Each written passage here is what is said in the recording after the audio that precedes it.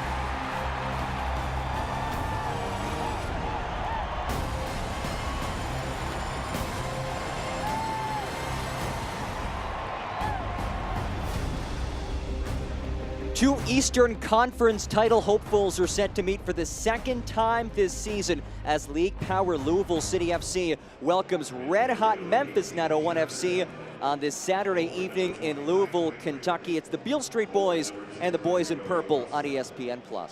Happy to have you with us. John Gross alongside former Manchester United goalkeeper Gary Bailey as we take a look at the Eastern Conference standings, brought to you by PowerNet. And as you see, these two sides neck and neck, 4th and 5th place respectively. Memphis 901, a couple matches in hand compared to Lou City, and a win for the visitors can draw them level.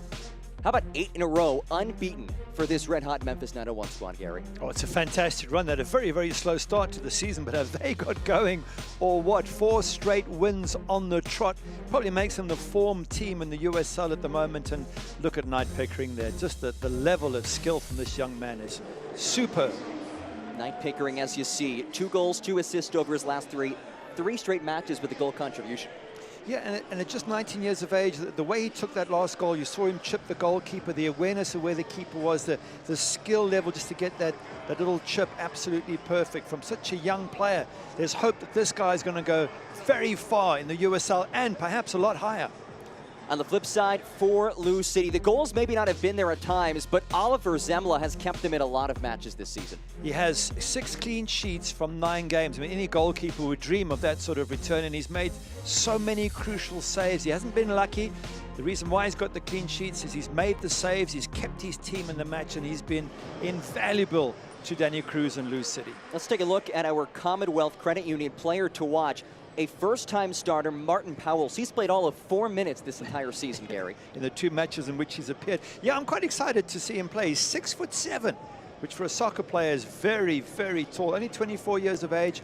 Played in the Dutch second division, which is a very decent standard. So expect plenty of crosses coming into the box tonight for Lou City.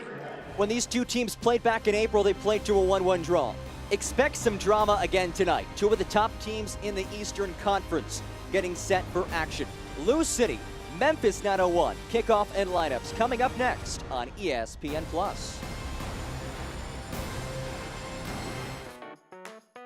Tight budget got you down?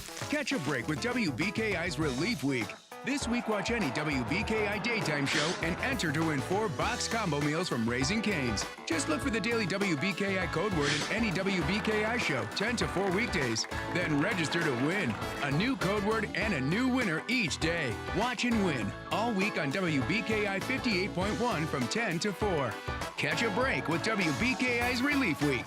It's about you. When the Thompsons first bought their house, all they saw was their dream home. They didn't yet know that with a home equity line of credit from Commonwealth Credit Union, it would be their keys to epic cannonballs and the chance to see the world. As years went by, it allowed them to empower the next generation and make happily ever after come true.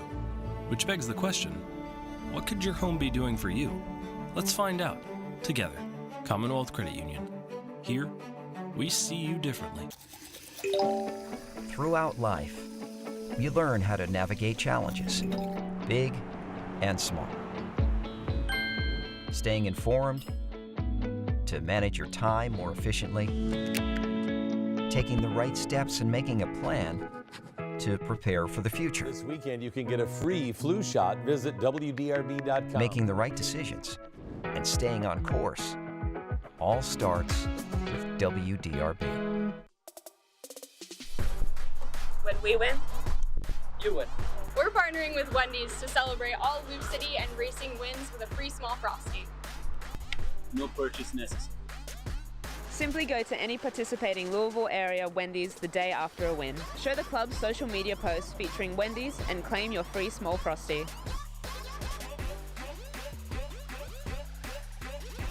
Enjoy this Wendy's treat after every Lou City and racing win.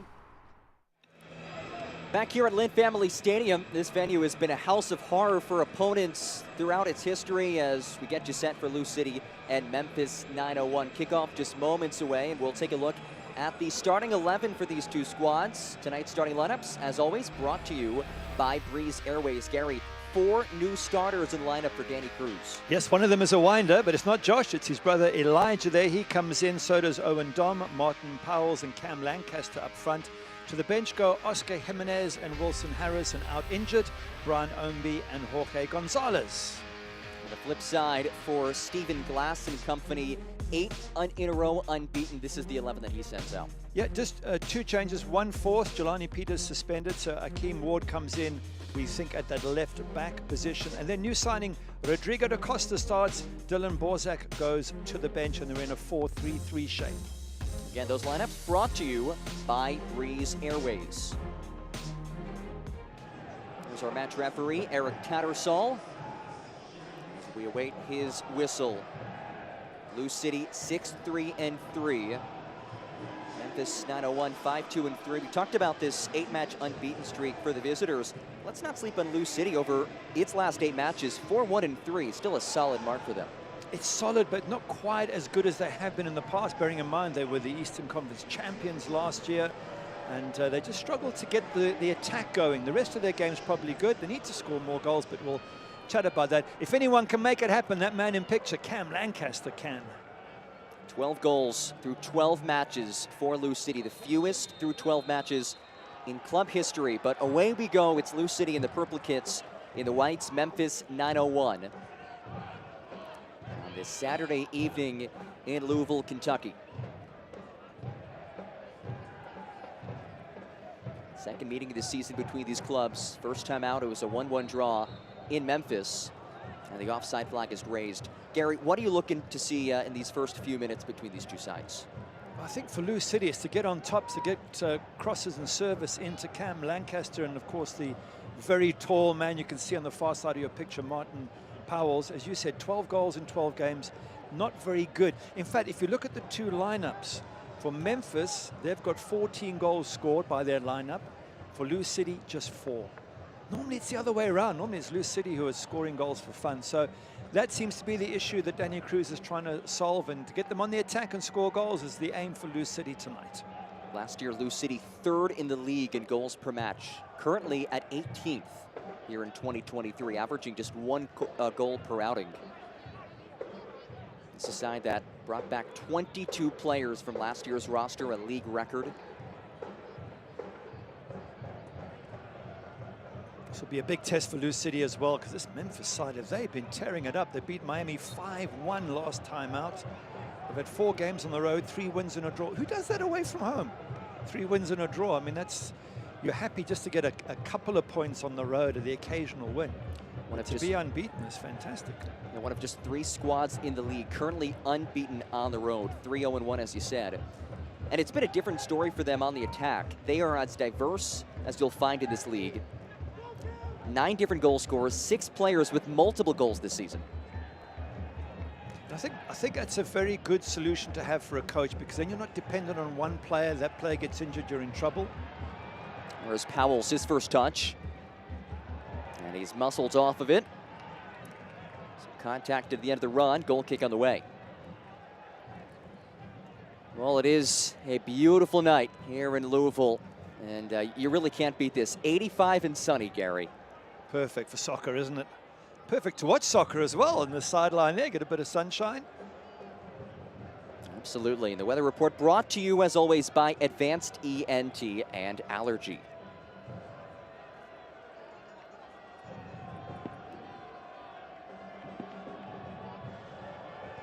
Drew Romig, starting keeper for the 2nd consecutive match. Bill Hamid still out.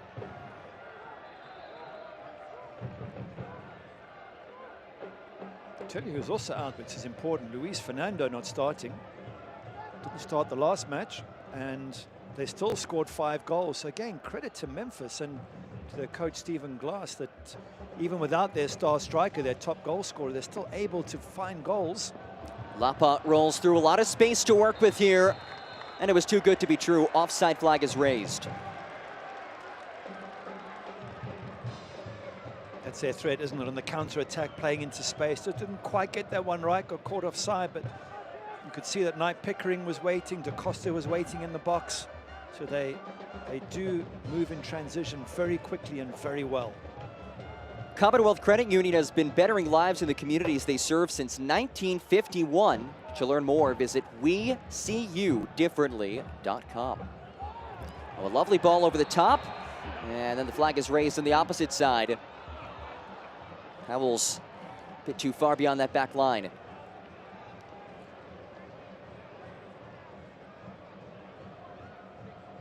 "6'7", a rarity in soccer, as I was saying earlier, because you can't carry too much weight. So he's a rather thin 6'7", but you can only guess if you get service into him, he's going to be a real problem for the Memphis defenders to handle. Peter Crouch-esque. And he was interviewed before the season started, and he did say, yeah, I'm 6'7", but I like playing with the ball at my feet. Well, that's what Cam Lancaster's good at. He loves playing with the ball at his feet. I would suggest that if I had someone 6'7" in my team, I'd say, yeah, fine, and you can, during the week, come and play 5-a-side, but we need you up front. Lovely ball over the top. It is misplayed by Zemla. What an effort by Wes Sharpie. Kisiedu had a wide open net, but Zemla is shaken up. Wow, what a chance for Memphis there. Zemla not getting the ball, not quite sure how he got hurt, but it was a great tackle from Wes Sharpie to stop that ball going in the back of the net. Just a simple over-the-top ball. He misses it and then collides with the player. Look at that tackle, Wes Sharpie, saving the day for the boys in purple. But look here, the goalkeeper gets there first and misses it and only then collides. It wasn't a foul from Knight Pickering the way I see it. Very lucky there, Oliver Zemmler. Still such a young keeper, his first professional season after a standout career at Marshall. He's a collegiate student athlete where he won a NCAA national title.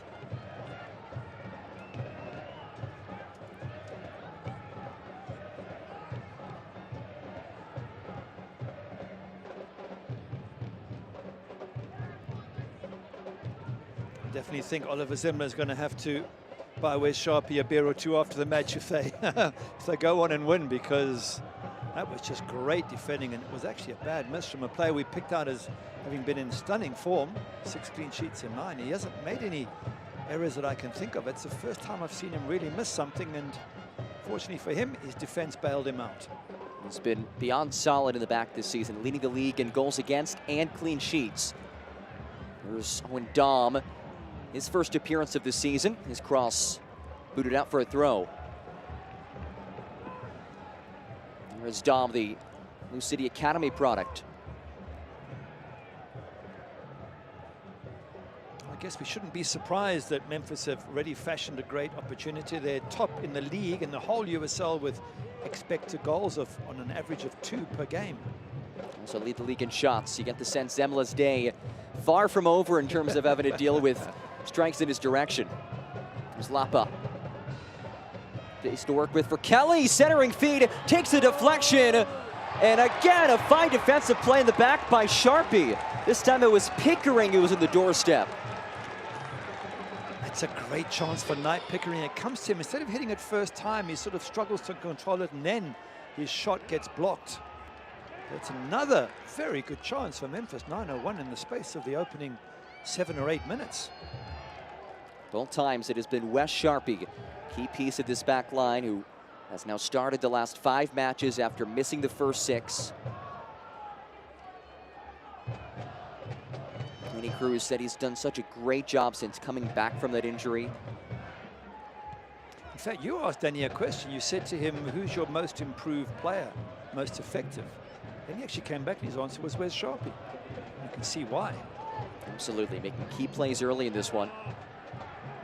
And a down player, it's Cam Lancaster, who is in some pain for Lou City. Last thing you want to see from a guy who missed a lot of last season with an injury.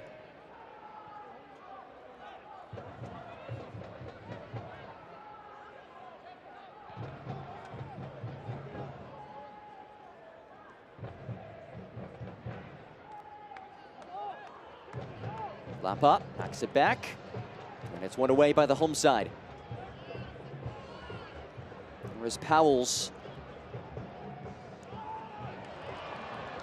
And a bit too much behind you, no trouble for Romig.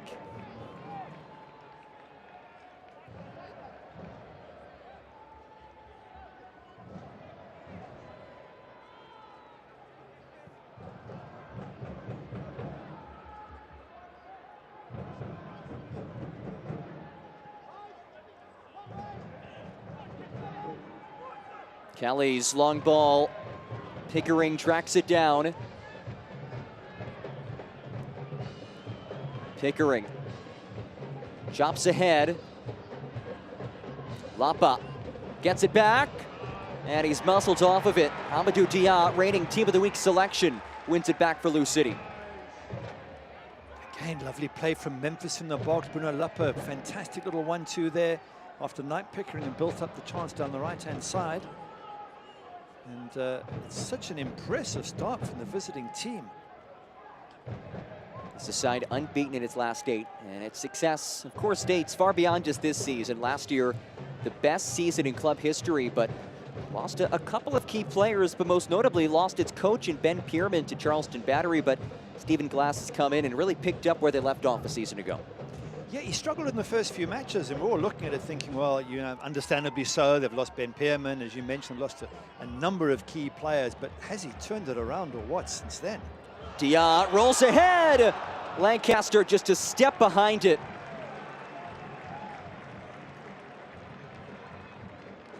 expect Lancaster to do more than miss that ball. I thought he was there. Let's have a look at it again and see how good the chance was. Nice play out wide. Amadou Diarra is always threatening. Beautiful ball in. He's stretching a little bit, but normally that's bread and butter for Cam Lancaster. Obviously, after all those injury problems, probably still not back to where he was a couple of years ago. Hopefully he'll get there soon. New City's all-time leading goal scorer, 75. Wearing the purple. But he has not scored since the opener against Orange County. Just 1 goal in 8 games. Those are figures that I'm not used to seeing next to Cam Lancaster's name. Tellefson is looking for Dom.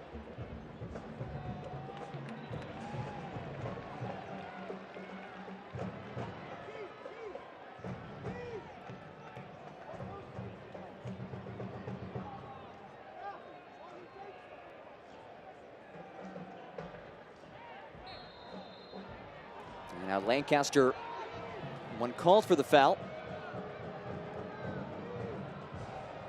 He's just reached 30 years of age, Cam Lancaster. It's a sort of age where players might start to lose a yard or so. I certainly hope that's not the case with him. He's, as you mentioned, his figures for scoring. He's just been a phenomenal striker. To get that one appearance for Tottenham Hotspurs at the beginning of his career. I'm sure Lou City fans desperate for him to get back to those scoring ways of the last 5 or 6 years with Lou City. There's Maris, who Danny Cruz said wants to see him be a little bit more aggressive on the attack. And he lost it. Malloy able to knock it away.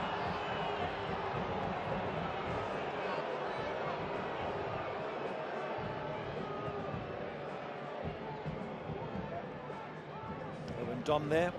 Nice to see another 19-year-old coming through the ranks for Lou City. I'm not so sure it's, well, looks like he won the ball, but I guess these days when you slide tackle anyone, it always catches the referee's attention.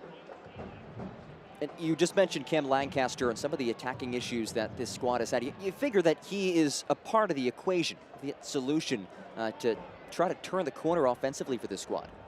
Absolutely, but you've got Wilson Harris on the bench, and he had a fantastic season last year. And he seems to be struggling to get going. There's a number of other players in double figures. I think Musha Galusa was in double figures as well. Sean Tosh, funny enough, nearly got there. He happens to be the leading scorer for the team at the moment with his 2 goals. And when your centre-back's the leading scorer, that's normally not a good sign. And 9 goals for him last year, set a league record for single-season goals for a defender. It's a tough time for Danny Cruz. Very, very good young manager. Did a fantastic job last season. Set club records, got to the finals, and away from home, San Antonio was maybe just 1 step too far, but it was just a brilliant season. But now some of those players have aged on a bit and lost Hopino, 1 or 2 others. I just, you know, you've got to recreate another successful team, and they're just not quite there yet. Costa knocks it wide. And a corner kick. Well, check that. Flag was raised. That's the opposite direction. It's Akeem Ward bombing down that left-hand side. One of the 2 changes for the Memphis 901 team. Coming in for the suspended Jelani Peters. Talking of that, they've had 2 red cards in the last 3 games, Memphis 901. So I'm pretty sure Stephen Glass's comment as they're walking out the door is no more red cards, guys. Just, you know, keep it tidy. They do lead the league in that category. That's one category you don't want to lead the league in. Yeah. Yet, funny enough, when they've had players sent off, they still managed to get results, which shows you how good a side they are. They beat Colorado Springs 2-1 at home. They had Bruno Lapa sent off in the 31st minute and still go on to win 2-1. That's very impressive. And last weekend won 5-1. Down a man for the final 21+ minutes of that one.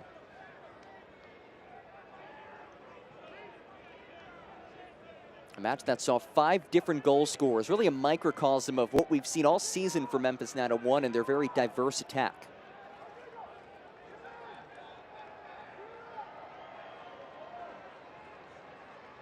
Diop heaves it, and no trouble for Romig. Well, that's the value of having Martin Powell's there at 6'7". He's probably very likely to win those long throws. Just couldn't direct it to one of his teammates, though.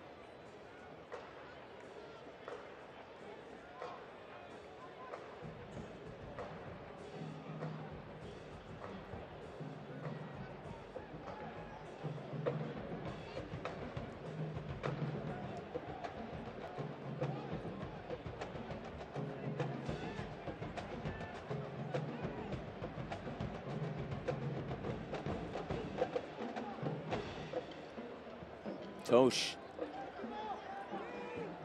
His feed intercepted, comes to the foot of Aaron Malloy. Malloy tripped up. What a player Malloy has been these last 2 years in the league. All-league player a season ago and has continued his success here in 2023. Absolutely has 2 goals and 2 assists. And what's more, USL Team of the Week in week 4, week 11, and week 13. Very impressive. Well, he's not the only one in the team who's been mentioned in Team of the Week. That's how good Memphis 901 have been. Here's Diop, who was also Team of the Week last week. Floats one in and headed away in the backside. And we will see a card early in this one. It's Owen Dahm in his first appearance of the season, who has been cautioned in the 17th.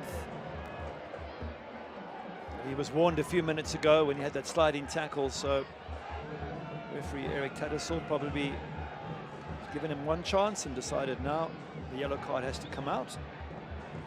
Again, we say this every game. When you start getting yellow cards this early in a match, it means you've got to be so careful the rest of the game. Let's have a look. High ball in. It's a clash of heads after the ball. It's a genuine attempt to head the ball, but whether it's genuine or not, you miss the ball, you get the player, you're likely to end up in trouble. Keem Ward was the Memphis player shaken up. Ward scored in the 89th minute in that Miami FC match last weekend. First season with Memphis.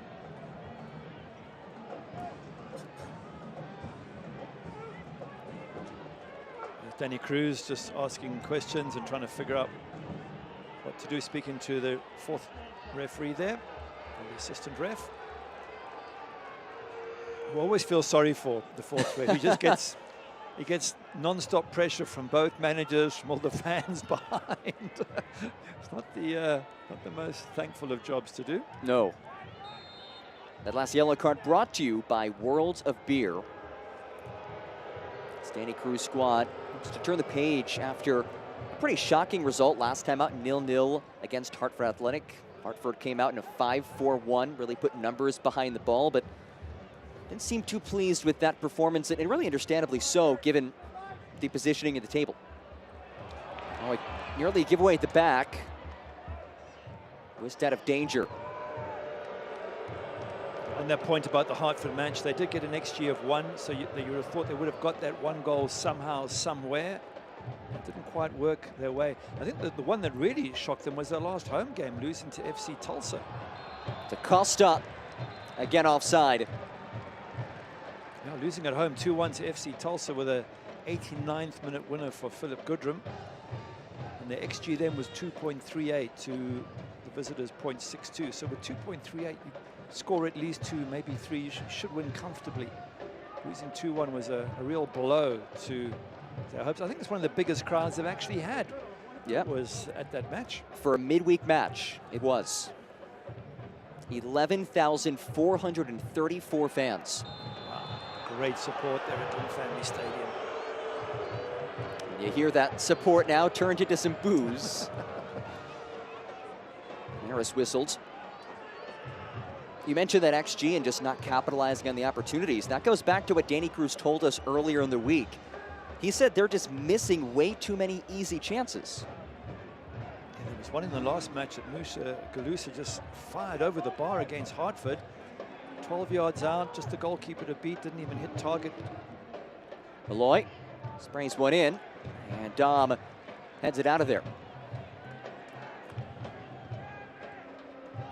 But that's a sign of a good team, as a team would take their chances. They're just not happening for Lou City. It doesn't mean they're not a good team, they just haven't found their form yet. Powell's ahead of the pack in his first start. Powell's denied. Romig keeps it 0-0. That's a great save from Drew Romig.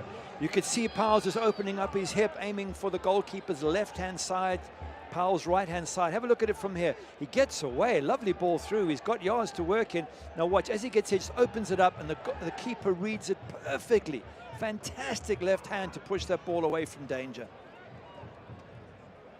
Well, after a very strong start for Memphis 901 on the attacking side of things, we've seen a little bit more from Lou City in that final third, these last few minutes.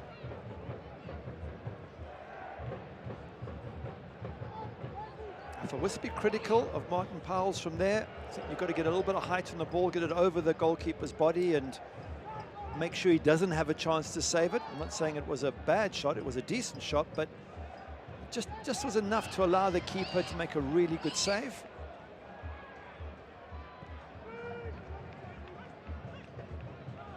And it gets back to the point you were mentioning just now, the chances that Lou City get, but I'm not taking.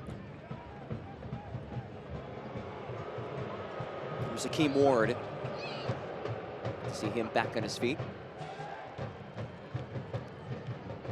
Malloy, nicked off of it. Now it's Lancaster. Rolls one through, a foot race. Again, it's Powell's. Powell's tries to dance, somehow stays on it. And Malloy able to intercept it. By the way, what a pass from Cam Lancaster with the outside of his foot. It was inch perfect. Brilliant. And the question is, do you want your 6'7" guy in the wing trying to cross the ball, or do you want him in the box on the end of it? I'd say it's the latter.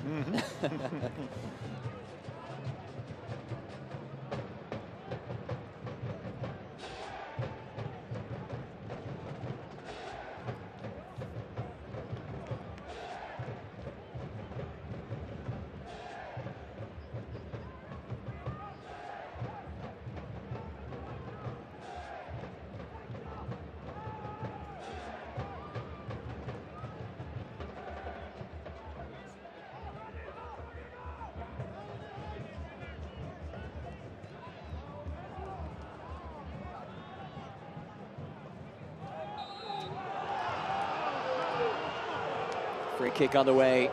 Faithful and unhappy about that one as Lancaster is the culprit.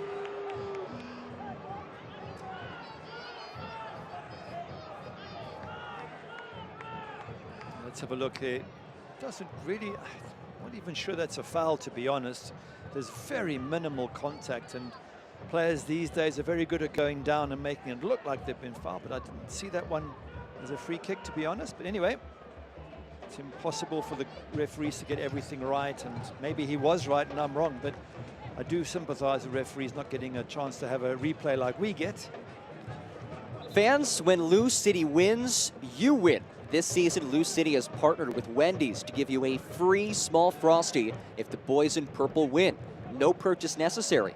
The offer is valid the following day after a win. You can head to any participating Louisville area Wendy's location to redeem.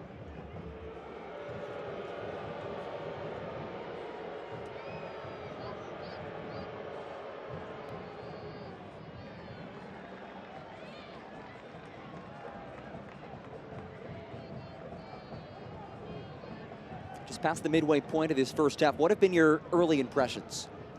Just the fact that Memphis have created 2 or 3 very good chances early on. To be fair to Lou City, they've had their own there with Martin Powell's going through one-on-one, but before that, I would count 3 good chances for Memphis, which explains why they had the best goal difference in the East with a +7.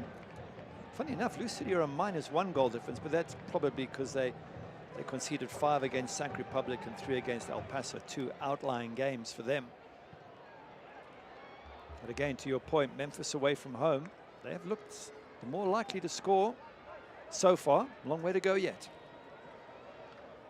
Memphis, as we talked about before, they have been successful away from home, 3-0-1, looking to stay unbeaten, but they have to do it at what is really the most difficult place to play in the league.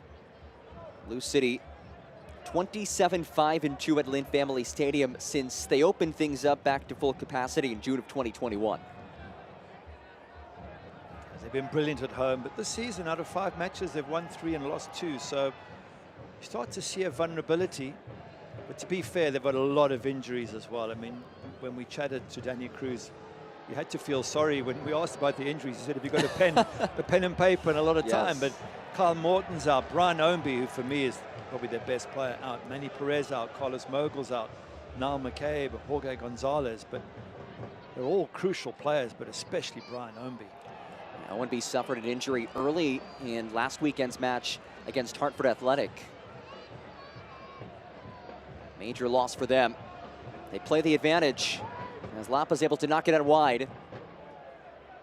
There is Bruno Lapa, who scored on a PK last time out. Lapa's ball Directed towards Pickering, who keeps it in play. Malloy rolls through, looking for Buckmaster. And a tie-up near the end line between Dia and Buckmaster will be a goal kick. A lovely switch of play. One of the few times Memphis are on the left and they switch it to Knight Pickering on the right-hand side. Some lovely balls being sprayed about the park from the midfield for Memphis 901. The home faithful to cheer on their squad. Pivotal matchup of two teams high up in the Eastern Conference table. These two squads finished 1-2 in last year's regular season in the East. High expectations as always for Lou City and for Memphis 901. One of the, I guess you could say, new kids in the block in terms of teams with mile-high expectations, and so far this season they have lived up to it. Dia, oh, nifty back heel. Centering feed, Lancaster hits it just a bit high. That's better from Cam Lancaster. That's the old Cam Lancaster. Get the ball, hit it well. It just went over the bar, but you could see the idea there. It was swerving away from Drew Romick, and he hits it so quickly. The awareness of where the goal is. Watch it, gets pulled back. One touch, boom, he hits it. Just a bit too much height on there. That's where he's dangerous, Cam Lancaster. He scored 75 goals in his historic Lou City tenure, nearly at 76.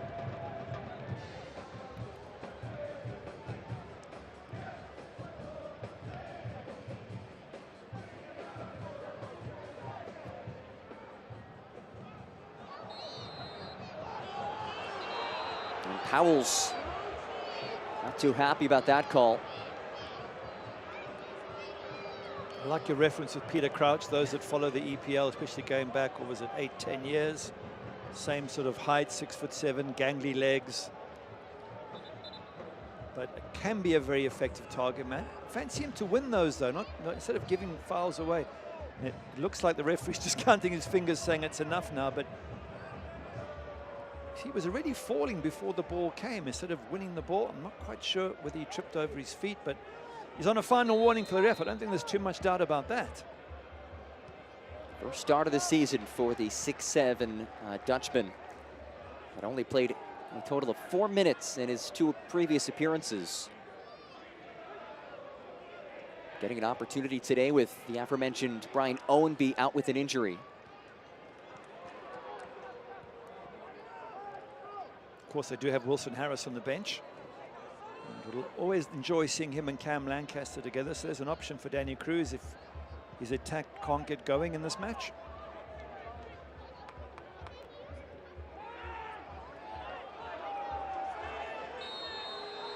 Pickering knocked down.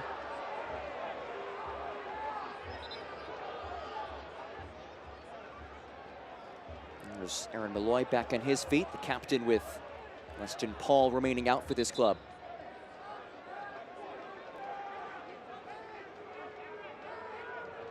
There were 2 fouls. The referee is going with the second one.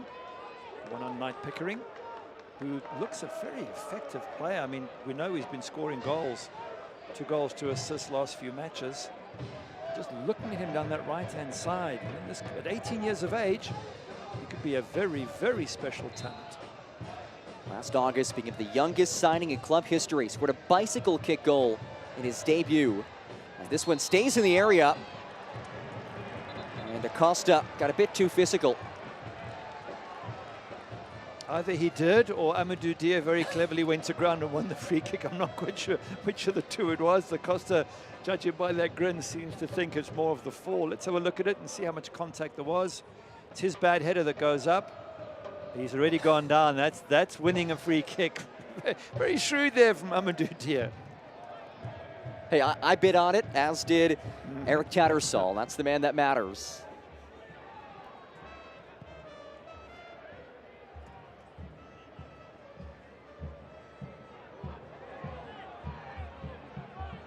Another challenge, no whistle that time.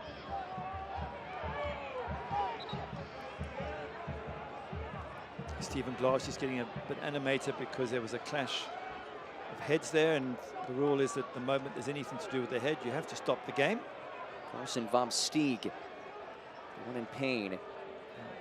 In fairness to referees, these days more and more players, and I'm not saying this is the case here, there was a genuine clash of heads there, but a lot of players do go down quickly, grab their head to force the referee to stop the game. But certainly Carson Van Steeg isn't one of those players. He's tough as nails and definitely took a knock on the head. It seems he's also got a problem with his ankle at the same time. So he's getting checked on. Steeg, first season with Memphis 901. Last year, the starting center back for Loudoun United. Stephen Glass was coach of Atlanta United too, but also had a very short spell as coach of Aberdeen. Yes. And I actually remember him playing for Newcastle United a ways back. He was a decent player. He played about 40-odd matches for Newcastle United. Let's look back at this last collision.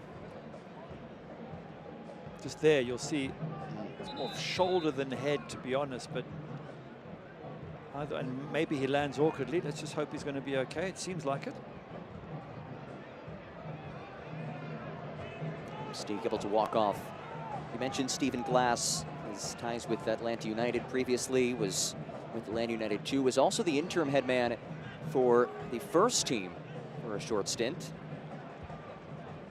Just yesterday, it was announced that Emerson Hindman, a former Atlanta United player under Stephen Glass, was signed by Memphis 901.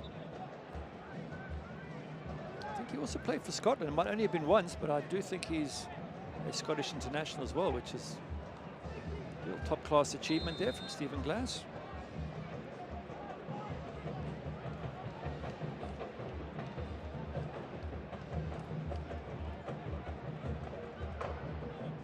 Restart. Gibson finds Elijah Winder, as I'm sure we'll talk about throughout the broadcast. Brother of Josh Winder, who earlier this week was transferred to Portuguese power Benfica. Largest transfer in USL history. 7-figure deal for the U.S. Youth International.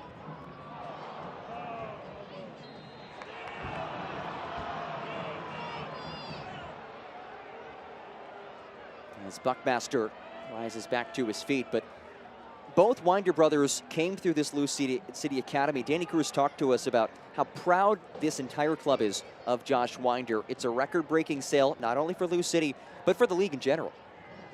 It's absolutely brilliant going to Benfica. It's a wonderful, I wouldn't say development club because it's a big club in Europe, but it is a development club if you want to go higher.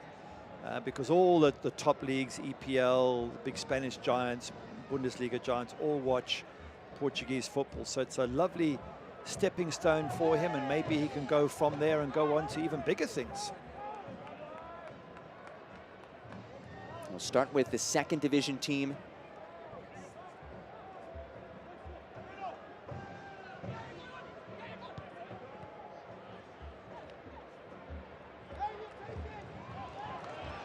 Dia bodies his way on Malloy. Dia plays it across, fluttering ball.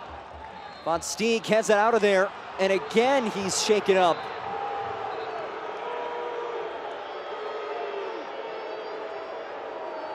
Tellefsen and Von Steeg coming together, and that was a genuine attempt by both players to head a beautiful ball in there.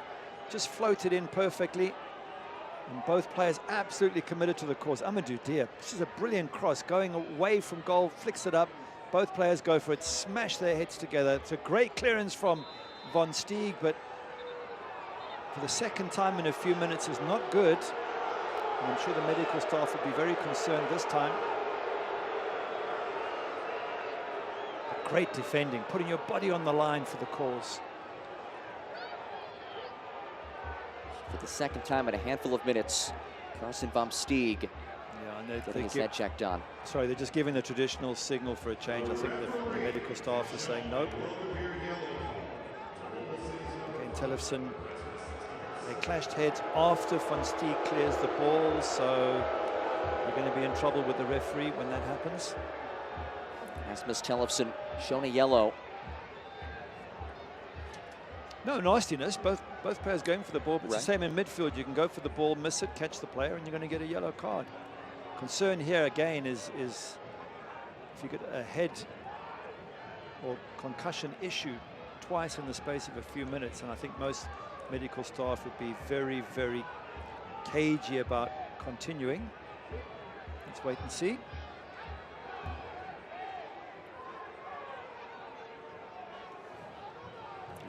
We will see a change as Lucas Turchi, the Brazilian, will enter in place of the aforementioned Carson van Steeg, who, as you see on your screen, is being ushered off the pitch.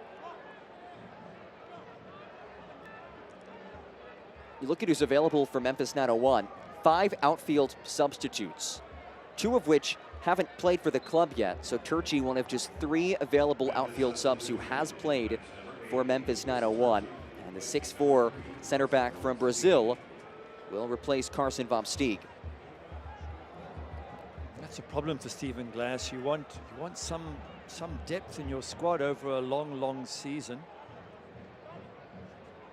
But I guess you could use this as a concussion sub. Maybe he still does come back on later on, which you're allowed to do with a concussion sub as well, as the best I understand it. But yeah, the depth isn't there for Memphis 901, which makes their achievements so far even more impressive.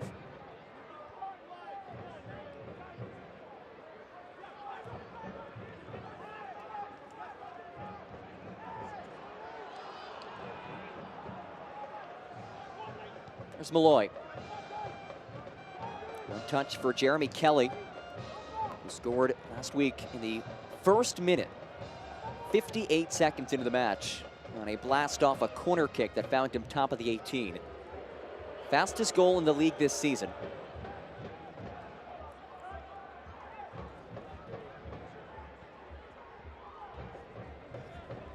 I want to welcome you, all of you joining us on WBKI, the official broadcast home of Louisville City FC.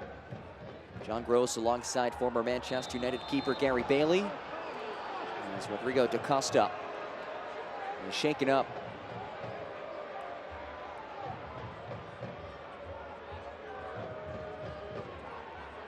Boys in purple having a tough match here, but I think we all expected that against the Memphis side, who very difficult to play against. They win a lot of free kicks, as you can see here. Put you under pressure. Yeah, there's any doubt about that from Tyler Gibson. And then they create good chances, as they have done. Probably 3 good chances to Memphis early on. Probably 1, maybe 1.5 for Lou City in that same time period. Aaron Malloy, set piece maestro, stands over it, hops around, and Zemla snags it. In fact, the best chance of all is probably the one Zemla came out and missed the ball completely. Wes Sharpie brilliantly blocked the shot into an empty net. And twice, Sharpie was the hero in the back line for Lou City in this first half. Missed it there by Elijah Winder, as Dion lifts it, and a whistle. Some applause from the crowd. As if something's finally going their way, and smiles all round. It's one of the great fan bases in USL Championship. We talked before, over 11,000 fans packing this stadium last home match that lost to FC Tulsa.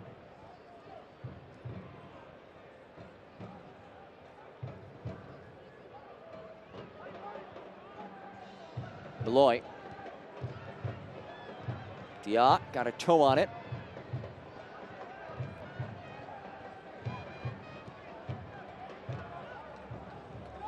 And Winder lifts it out, will be a throw. So Elijah Winder just kicked that last ball out.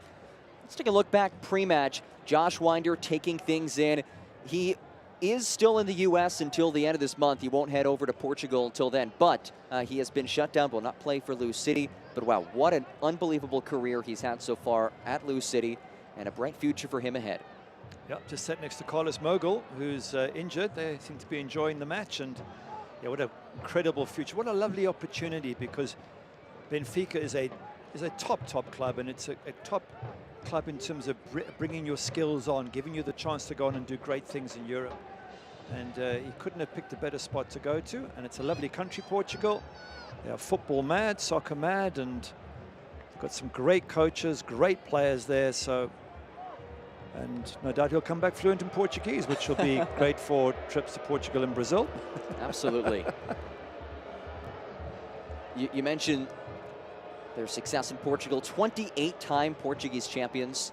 And he continues in what is becoming an impressive trend of USL Championship players sold to European clubs. Kobe Henry made his way to Europe, former Lou City player Jonathan Gomez as well. There's a promising build-up for Memphis 901, and it's broken up. Who else but Wes Sharpie? Ronaldo Damas went to Scandinavia. Didn't quite work out for him. Came back to San Diego Loyal, but it's not easy. You know, again, just going to Benfica doesn't mean you're going to be successful. It means you have an opportunity and you'll get some great coaching.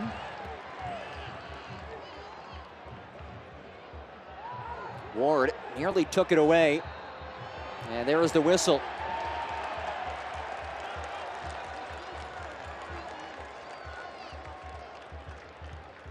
This is where I want to see Martin Powell get into a position for the cross. Well, there's no cross coming, there's no free kick. They're just not using his ability, his height. And if you're going to have somebody 6'7", I said before the game, I would expect a lot of crosses from out wide. I haven't seen any. And that doesn't quite make sense. If you're going to play through, then maybe Wilson Harris is a better option in the second half at some stage. But at least Amadou Diaz tried once or twice to get crosses in, but I haven't seen too much coming from the right-hand side for Martin Powell's. Here's DaCosta, newly acquired player in his first start with his new club. Winder able to get in front of that.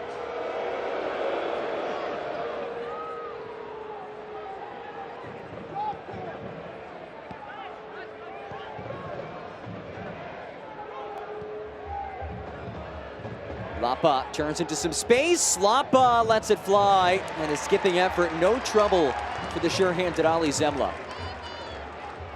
He's got 3 goals to his name already this season, Bruno Lapa, so no reason why he shouldn't have a crack at goal, but he's more of a creator. He's got such a wonderful touch, awareness on the ball. Maybe just there, just look for runners, look for options left and right. Second shot on target for Memphis 901.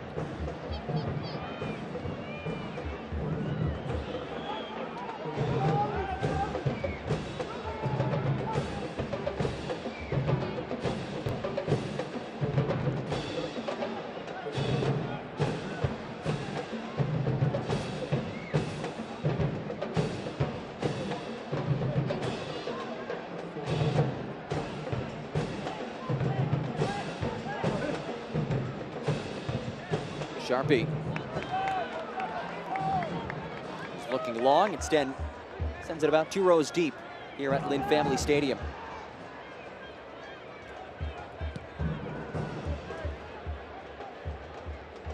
Not much difference in the XGs between these two teams. 0.22 for Lou City, 0.29 for Memphis. They've all had a few little looks at goals, Memphis in particular, but nothing's hit the back of the net as yet.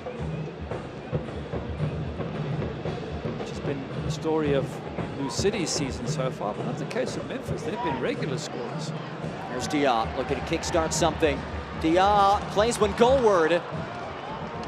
Romig springs off his line and disposes of it in a hurry.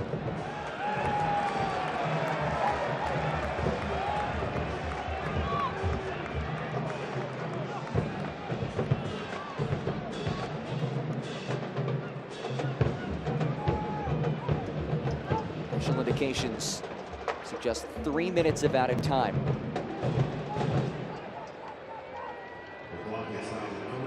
Tosh works it back.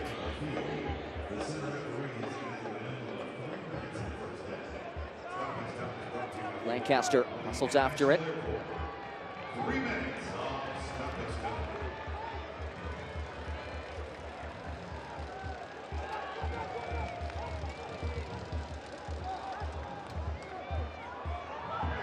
Stoppage time is presented by the Louisville Muhammad Ali International Airport. And Dia and Buckmaster Not the first time today that we've seen those two exchange words. Diaz seemed to think it was his throw. In the end, it wasn't. And that can get you a yellow card. Referee's going to have a word instead. I think Buckmaster's been in quite a few players' faces throughout this match, but he was in the right there, no question about it. It's his throw, and then Diaz comes back here, then has a little bit more, and that's why the referee, I think, has called him back. Tattersall trying to put out some fires before anything too crazy happens. Whereas Reese Buckmaster had an assist last time out.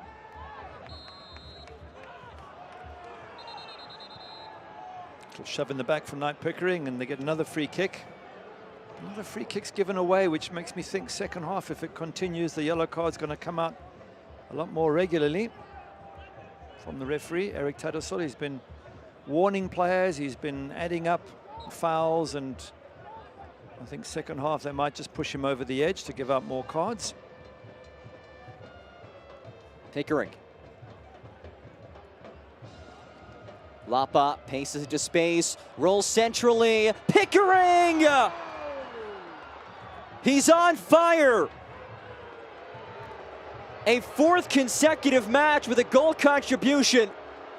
And it's 1-0, Memphis 901.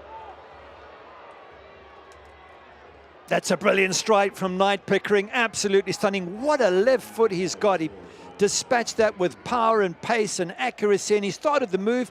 It came to him, he gave it away and got it back. But as an 18-year-old, we've been talking about in this match. Here he is, he starts the move here, plays it out wide, then goes to look for it. Bruno Lapa, head up, and this is where he's got his strength. He plays it in, and the ball comes to Knight Pickering, and he just hits it first time. He knows where the goal is, he grabs the opportunity, gets it past the goalkeeper, right towards that top corner.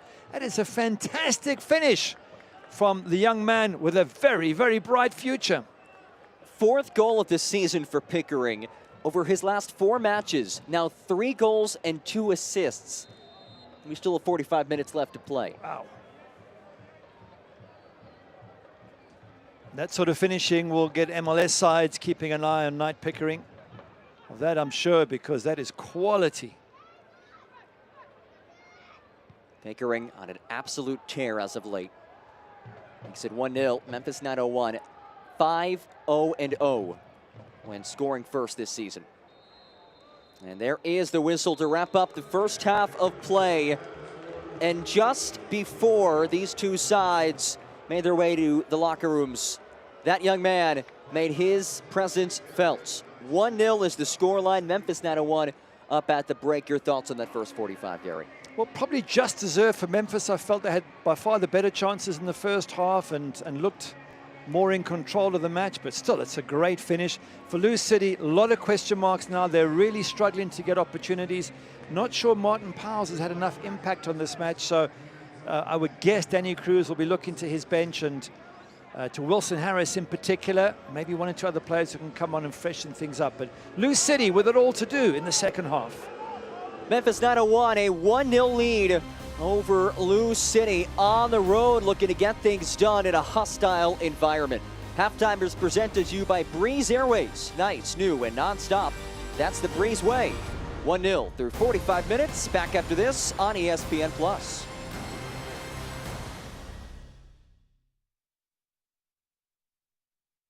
Watch WDRB Mornings and don't miss out on top stories. We will make sure you are informed and in the know. So wake up with WDRB for local news, weather, and traffic all morning long. Don't get stuck in traffic. I'll show you traffic alerts and the quickest commute routes to make sure you get to work on time. And don't get caught in the rain because you weren't prepared. I'll give you the weekly forecast and make sure you're ready for any severe weather threats all morning from 5 to 10. Since 2018, Commonwealth Credit Union has proudly sponsored the USL Championship. This world-class event is one of only 52 PGA Tour events, and it's all happening right here in Kentucky. Join us July 13th through the 16th at Champions at Keene Trace in Nicholasville. Children 15 and under will get free admission courtesy of Commonwealth Credit Union. Plus, all state employees will get 25% off admission with promo code CCU Golf. We're investing in our community, bettering lives, and making memories along the way. Commonwealth Credit Union. Here, we see you differently. Choose your character. Enoch Mushagalusa, Ray Serrano, Manny Perez, Wes Sharpie. It's game time. Watch Louisville City FC take on Phoenix Rising FC, June 17th at 9:30 on My 58. The fresh timer starts the minute a tomato gets picked. That's why at Kroger, we shorten the time from harvest to home. So no matter how you shop, you'll have more time to enjoy your fresh produce. Kroger, fresh for everyone. When you download the Kroger app, you have easy access to savings every day and get personalized coupons sent straight to your phone. Save big today when you download the Kroger app. Kroger, fresh for everyone. Halftime is presented to you by Breeze Airways. Nice, new, and nonstop. That's the Breeze way. 1-0 Memphis 901 in front on the road at Lou City, courtesy of the stoppage time goal by the 18-year-old Knight Pickering. Young talented player for Memphis 901. You want to talk about some young talent on the flip side for Lou City? His Lou City career may be done, but Josh Winder just made some history, Gary. Yeah, moving to Benfica. What a lovely, lovely club to go and join. The biggest deal in USL player history, beating that of Haji Barry. And for the USL U20 International, Josh Winder. Exciting times ahead. There's the Benfica shirt that hopefully he'll be wearing in the first team. Look at that time Winder's down. Nice one, guys. Love it. Let's hear more from the young man himself. I'm Joshua Winder, defender for Louisville City and Benfica. It's taken a lot for this to happen, going on trial, then going with visits with my parents, making sure they liked it because that's a big part of it for me. But at the end of the day, it's my decision and they told me that. So I think this is just a perfect fit for me and hopefully it'll be a good journey for me. The people there, they're nice people. Everyone was there to help me no matter what. So it all kind of sorted itself out and works perfect for me. No, Jonathan definitely helped me a lot with the little details I might not have known. Just tell me what to look for, who to ask questions to, what to ask, just all those little things like that definitely helped me. I think their style of play fits how I play. I'll start with the B team when I first get there and have to prove myself there, hopefully be starting games with them, and then the end goal is to make it with the first team, so I just gotta fight for that position. There's big players that are there, so it's gonna be tough to make it into the first team, which is my goal, but hopefully I'll just do my thing and hopefully the coaches will see that and I'll make the jump sometime.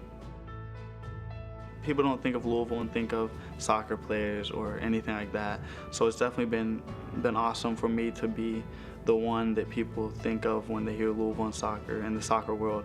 But I just hope that it continues to grow and there's someone else who surpasses me in that aspect. So it's not really me, in my opinion. I think the coaches helped me so much, the players on the team helped me so much, the facilities helped me so much, my family helped me. So I think in the end, I did the simple part. My family, friends, and coaching staff have done everything for me, to be honest. I'll definitely be watching every game, keeping up with everything, cheering the team on, sending people messages, whatever I can do to help the team continue to succeed, because I want the best for the team, coaching staff, and the city for sure. Are you ready? Ready for more of the game you love? Ready for more players and more teams? Ready for more stadiums, for more fans in more cities? This is a different league. The USL Super League. Built for the future of women's soccer. Bridging the journey from youth to pro, connected to the global game, and bringing it all closer to home. Are you ready?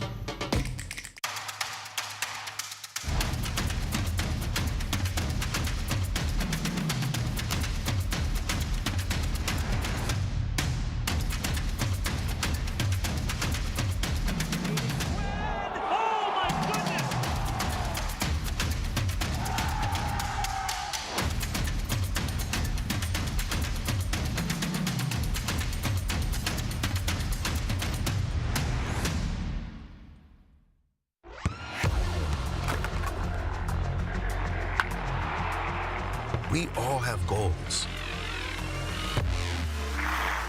But let's be honest.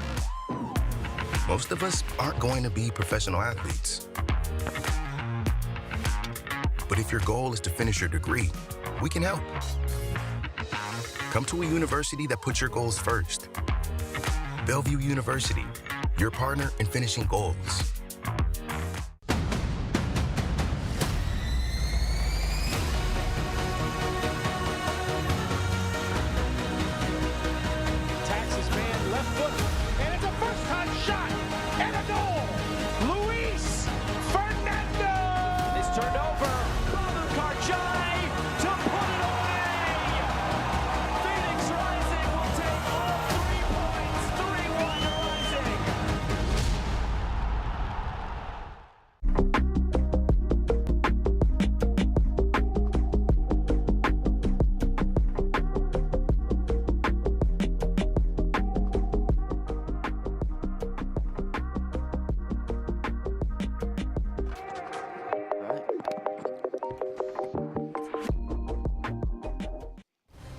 Halftime is presented to you by Breeze Airways. Nice, new, and non-stop. That's the Breeze way.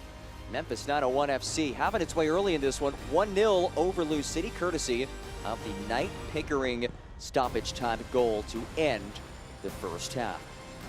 Well, it's a busy time of the year in the championship, and let's take a look around the league. Happy Pride Month, everybody. The USL has launched its partnership with You Can Play in honor of this month. You can visit uslchampionship.com/news to learn more. We talked earlier about Josh Winder, this historic transfer to Portuguese giant Benfica. The 18-year-old has moved over there for the first $1 million transfer for a USL Championship club. And shout out to Brooklyn, New York, the city that never sleeps. 2025, Brooklyn, New York will be the host of a USL League One squad. So a lot of exciting things happening in the world of USL. Taking a look at some scores. A lot of close ones outside of the Pittsburgh one, but that's a bit of a surprise right there on the upper right. It is. Charleston Battery top in the East, but Pittsburgh might even have overtaken them. I haven't seen the latest table, but what a good result and what a fantastic season Pittsburgh are having. Miami FC in all sorts of trouble, struggling in the East, 2-1 down against an RGV side who are struggling in the West. And Indy, full-time, Hartford were leading in that match, and Indy have come back to get the draw. So an intriguing day in USL Championship matches. Here's a look at some upcoming ESPN broadcasts. You can see these on the respective channels. ESPN2. One of them includes one of the teams in this match, Memphis 901. They'll take on Phoenix Rising July 1st, 11 Eastern. Again, all four of these can be seen on ESPN2. And then bottom left, Detroit City and Lou City, 7 p.m. Eastern Time on July 19th, also on ESPN2. Stick with us on ESPN+.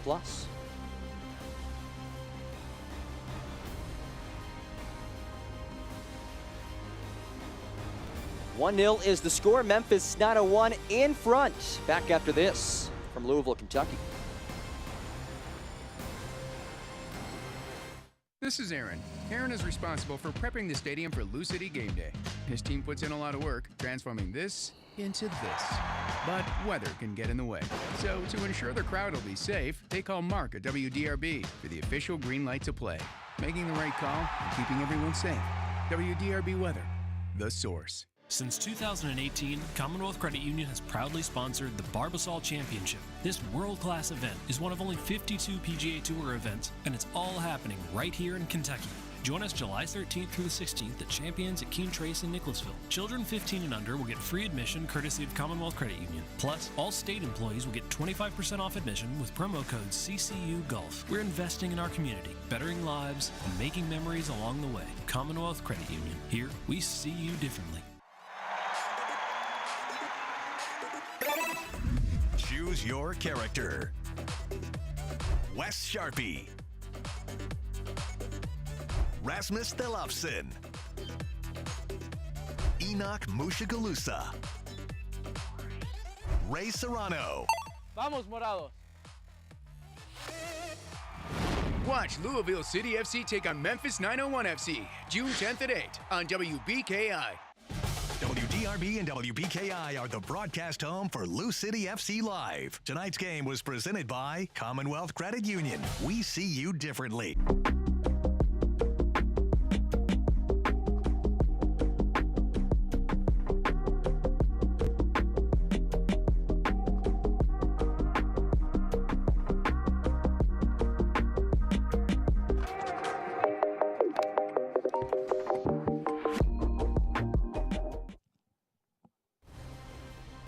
Back here at Lynn Family Stadium on a beautiful Saturday night in Louisville, Kentucky. Halftime is presented to you by Breeze Airways. Nice, new, and nonstop.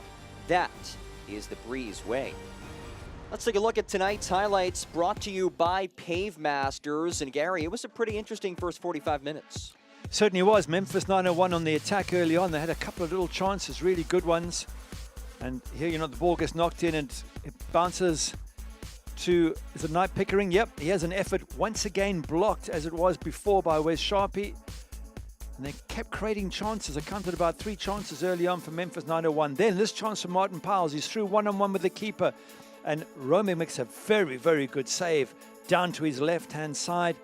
But the breakthrough comes just before halftime. Knight Pickering is going to get the ball from Bruno Lappa, and he's going to... Oh, this is before. This is Bruno Lappa's shot. Sorry, apologies. That one comfortable for Oliver Zemmler. But the goal just before halftime was a build-up from Knight Pickering. The youngster there on the ball now. Knocks it wide. Bruno Lappa is going to knock it into Kisiadu, who can't quite control it. But as it squirms loose there, so quick to get on that Knight Pickering. But not just that. He hits it hard. He hits it with pace around the keeper towards the top corner. Gives Zemmler no chance. That is a fantastic finish. Third consecutive match with a goal for the young man, Knight Pickering. Stats brought to you by Pave Masters. Gary, anything jump out to you? Well, again, Memphis more shots on target. So just the one real chance for Lou City, 3 or 4 for Memphis. They're away from home at Lynn Family Stadium. So all the fans of the boys in purple know that at home you've got to get results. A massive 45 minutes coming up for Danny Cruz and his team. Two teams with just one loss combined over their last 8 matches respectively. Memphis 901 unbeaten in 8 straight. That is a franchise record, 5-0-3 after that span. Lou City 4-1-3 over its last 8 matches. A battle of 4 versus 5. Lou City in 4th, Memphis 901 in 5th. Yeah, get the sense that these two squads have a chance to make some special runs in the postseason.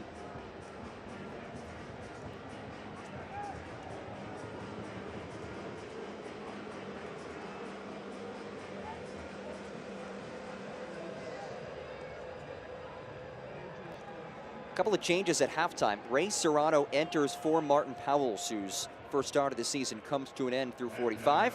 And Enoch Mushagalusa replaces Dylan Maris. So a couple of changes for Danny Cruz's squad. And away we go, second half of action. Memphis, a 1-0 lead through 45 minutes. Substitutions brought to you by Fortnite. Yeah, not surprised at those substitutions. Felt that the big Dutchman up front really hadn't done anything of note in that first half. Had that one chance and didn't take it. Now, Enoch Mushagalusa gets another chance himself. He missed a good opportunity away at Hartford, which annoyed Danny Cruz. He said he's got to finish those. Here is Mushagalusa. His first touch, it's a low cross. That finds the foot of Akeem Ward, and a corner kick on the way for Lou City.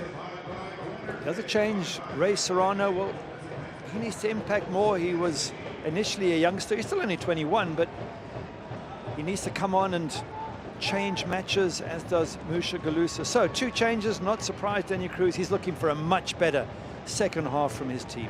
Corner kick brought to you by Wi-Fi. First corner of the night for either side.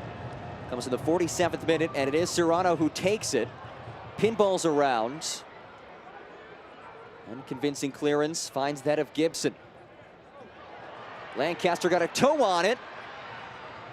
And it's finally worked out of danger.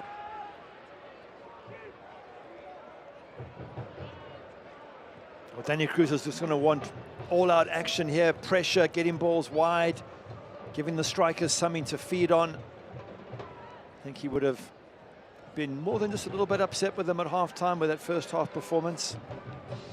Mushagalusa cuts it, crosses, beautiful ball. Serrano was left unmarked, but could not hit it goalward. It's a lovely ball in from Mushagalusa, and Serrano's got to do better. Maybe even take it and bring it down and then have the strike. It's a very difficult strike to hit first time, but ball coming in. Have a look here. He tries to hit it straight away. I just think maybe cushion it with your thigh and then try and set somebody else up. Either way, can't blame him too much. He's just come on. But he does need to take these opportunities if he's to get a regular starting berth in this Lou City lineup. 5th appearance of the season for Serrano, who did not play against Hartford. He has alternated appearances in now 5 straight games.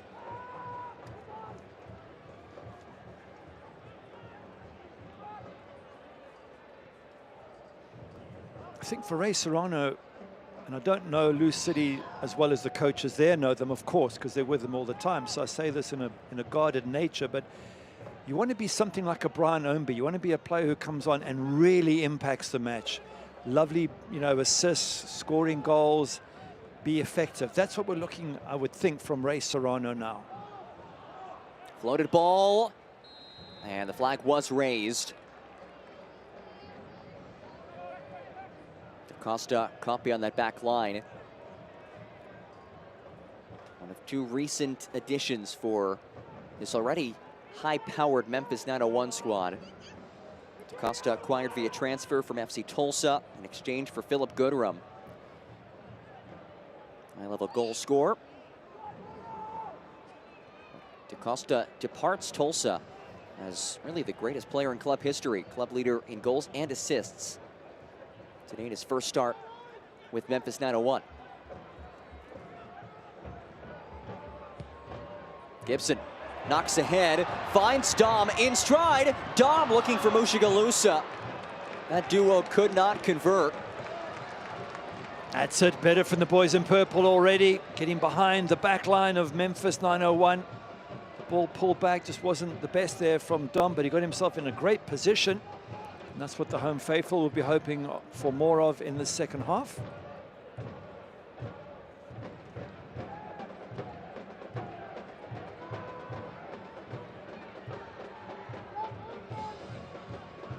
Tosh finds Dom. Dom, low cross. Picked up by Jeremy Kelly.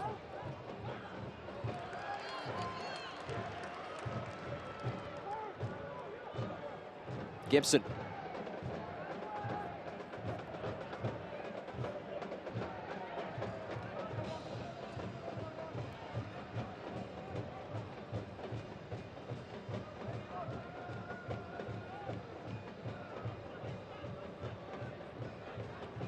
Tosh straight ahead, knocked out wide towards Dom. A bit too heavy of a feed.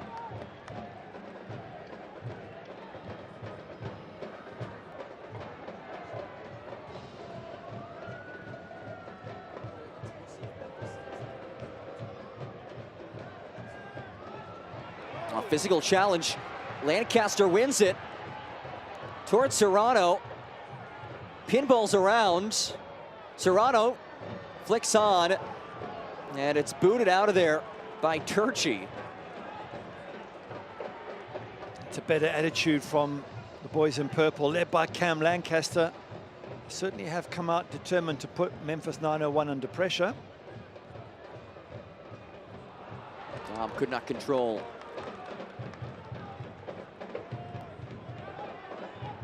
And Dom and Kisiedu. Bit of hand jacking right there.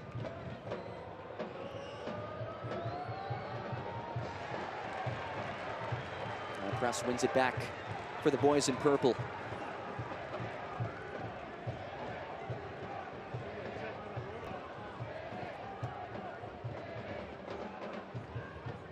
Tosh eyes up across, sprays one in. Lancaster heads over the crossbar. That's a difficult one for Cam Lancaster. You're 15, 16 yards out. To get a header in from there, it's got to be literally in one of the top corners. It's a high degree of difficulty that he's Such a good striker. If anyone could do it, he could.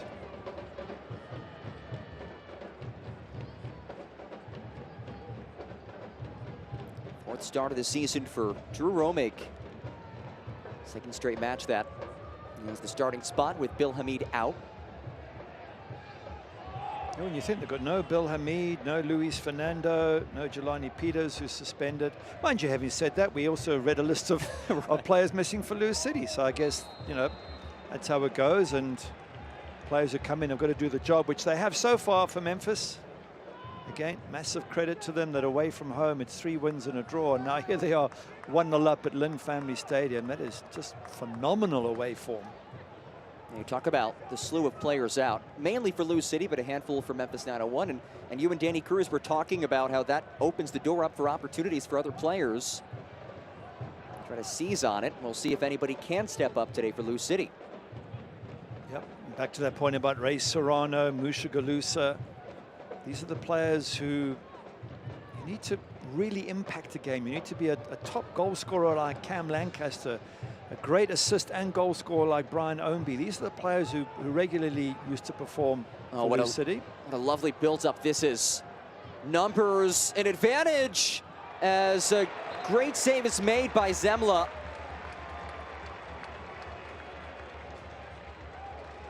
Da Costa turned away.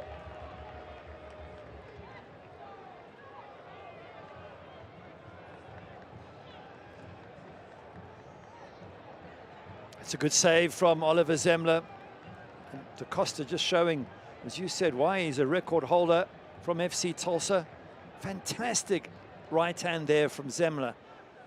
And once again, he has been a solid feature at the back for Lewis City.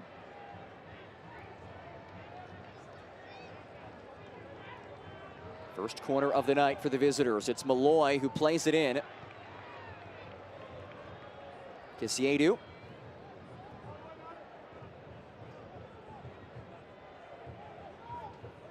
Buckmaster.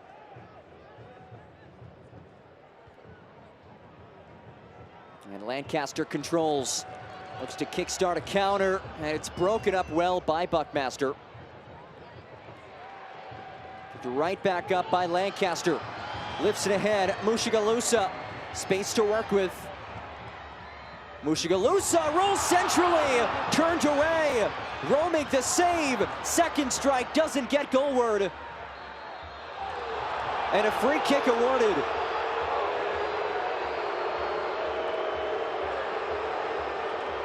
And a booking in addition. That was a lovely build-up on the right-hand side. Musha Galusa doing so well here. Gets it back to Ray Serrano. Does get his shot on target, Serrano.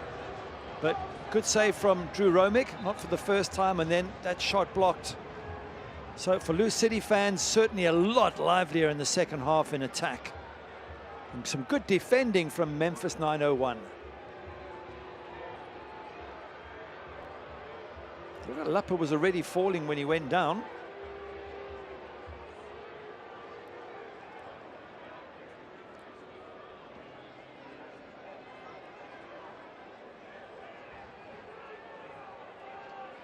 Sean Tosh chatting with Eric Tattersall as Bruno Lapa gets checked on. Lots of arm shrugging going on, which lends me to believe that they did feel that he was already falling to the ground. Maybe he got tripped earlier, Bruno Lapa.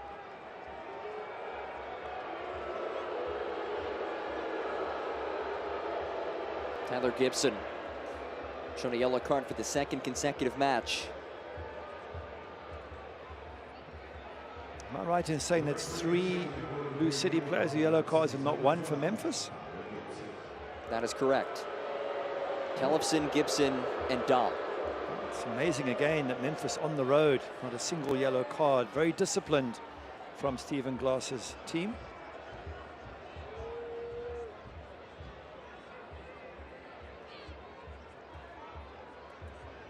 Good save, by the way, from Drew Romig again. A couple of very important saves to make in this match. Second year with the club. 2 starts last season. This is his 4th this year. factor today, 2.3 goals against per match. Saved just 42% of the shots that he faced. But as he said, he stepped up in some big moments tonight. Another one from Martin Powell's in the first half, and that one there from Ray Serrano. Two very good chances for Lou City that the Memphis 901 keeper managed to save.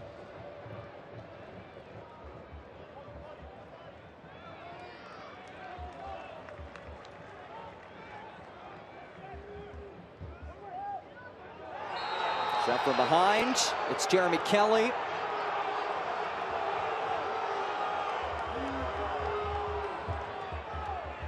The crowd expecting the yellow card to come out again, but the referee saying, come on. That was just a little bump in the back, nothing more.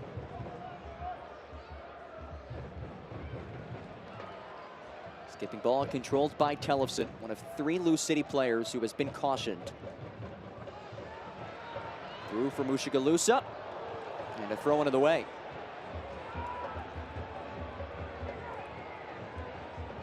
Mushagalusa, just the 1 goal in his 9 appearances. Was in double figures last season, so another player that I think Danny Cruz is waiting to really impress him this season, really do the business.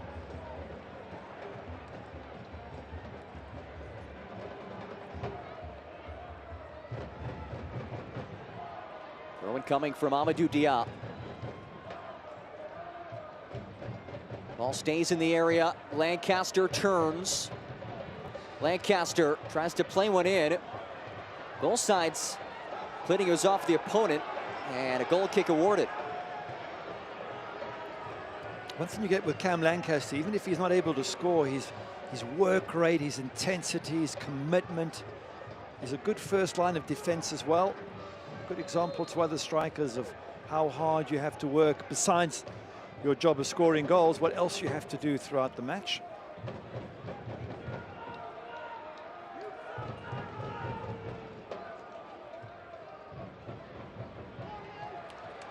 Serrano.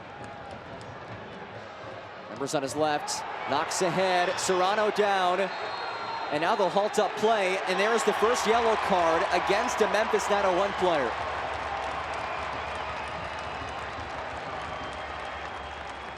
That's much better from Ray Serrano. This is the quality he's got that he needs to keep on showing. Run at the defender, you know, entice them to come in and stretch and tackle and take risks. That's what he has to do to impact on this match, and he did it really well there. Unfortunately for Akeem Ward, he ends up in the book. That yellow card brought to you by World of Beer.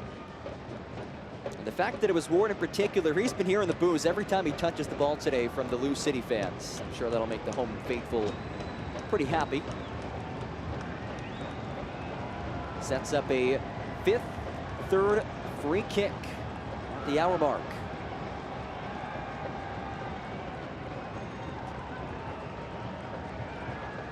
Tellefson and Serrano stand over it.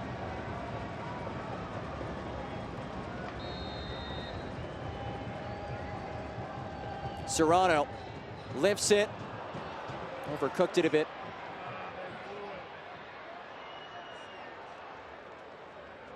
It's a waste of a good opportunity from Ray Serrano. Just praising him for doing so well to win the free kick, and then he just gives it away. It's that lack of quality that no doubt will frustrate Danny Cruz and the coaching staff. Lou City's side trying to find that equalizer. It's a squad that has struggled to score all season long. Find themselves down courtesy of the stoppage time goal in the first half by Knight Pickering. Can I add wonderful stoppage time goal by Knight Pickering? Wonderful. What? You can throw out a whole host of adjectives to describe that goal. It's a great strike from the youngster. It really was.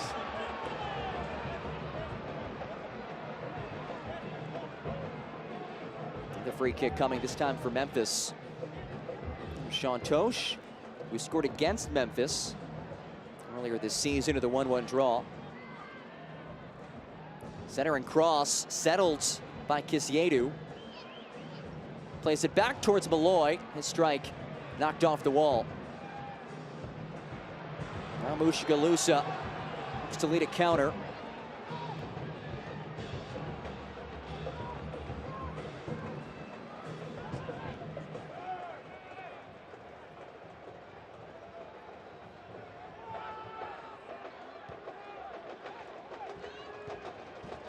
Winder's feed, intercepted, perfectly read. Giving it right back.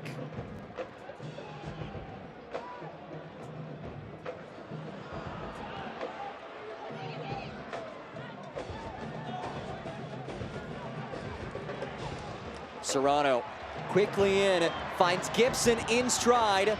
Gibson plays one across. Booted out of the 18, but only as deep as Winder. Winder's strike, a plead for a handball to no avail. Mushigalusa now rolls across. Booted off the 6. Winder pops it back in. And Buckmaster, about all he could do is send it out for a throw. The crowd are enjoying this. This is Lou City on the front foot. You can see that quick throw in, which Coach Danny Cruz was telling him to get the ball in. It really caused problems on the right-hand side and whipped across by Gibson. Much better intensity from the boys in purple, and for Memphis, well, they're digging in and they're defending well so far. It's a 5-5 corner kick. Second corner of the night for Lou City. Both coming in this half. And again, it's Serrano. Headed away by Smith, back to Serrano. Serrano sends it back in once more. Tellefson got his head on it, but couldn't find the back of the net. Pressure nearly telling for the home side. That ball whipped in. Romig comes for it, doesn't get there. Tellefson can't head the ball down. But they really are putting Memphis 901 under all sorts of pressure, and that's what would have been the chat at halftime, no doubt.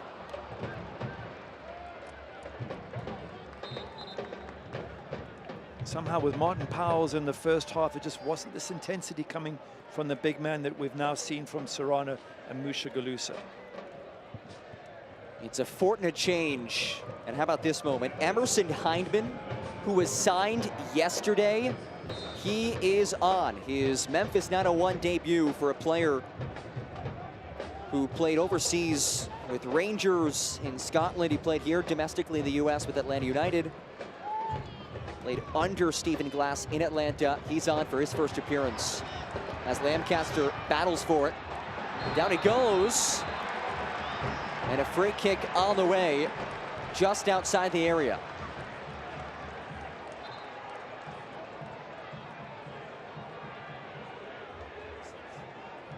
You get the sense the pressure's building, don't you? Number of free kicks around the edge of the box, and Cam Lancaster doing well to win that free kick. Just gets a little touch in the ankle, but goes down straight away, and now they're in a great position yet again to test Drew Romig in goals.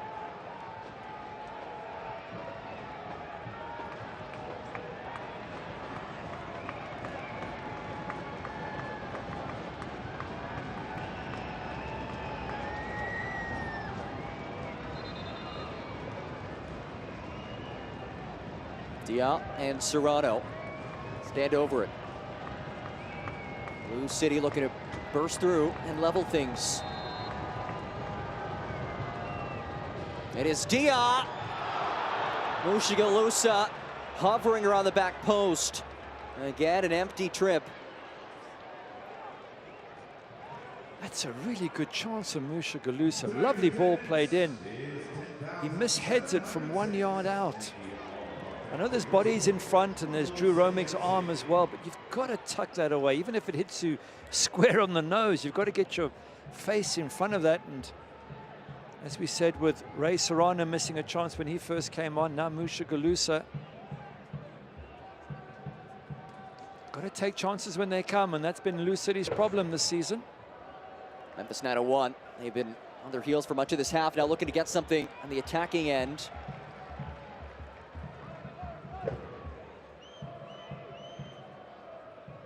Oh, back heel, finds DaCosta. Pickering, who scored that lovely goal in stoppage time. Mushigalusa wins it for Lou City. And a quick restart.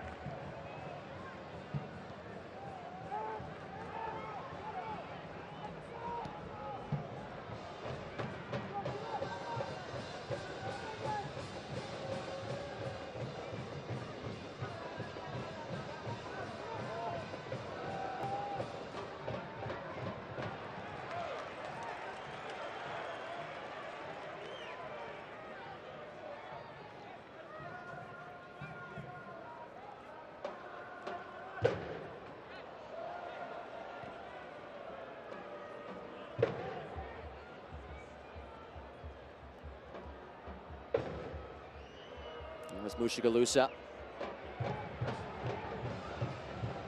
Buckmaster backpedaling. Still Mushagalusa. Works it across. Did it take a deflection? Having a look at Ray Serrano, he's at the far post, absolutely unmarked. Didn't seem like it took a deflection, in which case that's a poor cross from Mushagalusa. This is that little quality in the final part of the park that we saw from Knight Pickering. Wonderful bit of quality for his goal. Haven't seen that yet from Lou City. They've had the chances. Again, Mushagalusa's had a chance 4 or 5 minutes ago. That's got to hit the back of the net.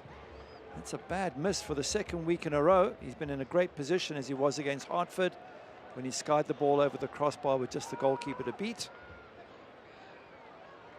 And it goes back to what Danny Cruz told us earlier in the week when we asked him about the goal-scoring struggles. He said they're just missing easy chances.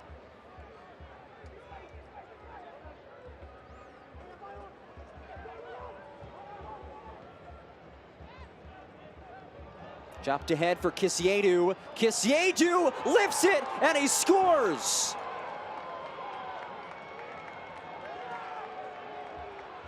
Laurent Kisiedu, his third of the season, and improbably Memphis 901 scores the second of the match. Oh, it's a great run from Kisiedu, and yes, he's a little bit lucky with a deflected shot that loops over Oliver Zemler in goals, but the counter-attack and so quick in transition on Memphis 901, and they got the luck, they've worked for it. Smiles on his face, but it's a lovely little through ball played in there. Beautiful ball from DaCosta, and he sort of has a strike, and I think it probably comes off the defender's foot and just loops over the top. Let's have a closer look here. Owen Dum, yes, it comes off Owen Dum's foot, but you got to make your own luck. Stephen Glass just punching the sky there, and that was what concerned Danny Cruz. He said, this team we're playing against, Memphis 901, are so good in transition, so dangerous. They push bodies forward, they take risks. Well, they've taken risks, and they've got their reward. 25 minutes into the second half. It was a second half that was really controlled in many ways by Lou City, but that second goal does come through for Memphis 901 and a change on the way for the home side. Wilson Harris will enter, leading goal scorer on this team with 3 in the season. Can he be the answer for this squad? Substitution brought to you by Fortna. It's interesting that a sub has been subbed, so I didn't see Ray Serrano with any injury. That'll be a blow to Ray Serrano's pride, that he comes on at half-time and literally 25 minutes later he's off the pitch.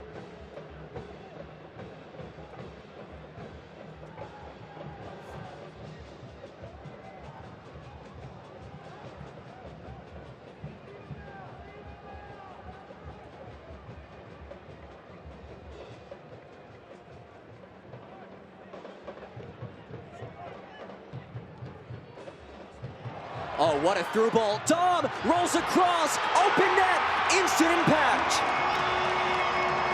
Wilson Harris, his 4th of the season, and Lou City right back in this one.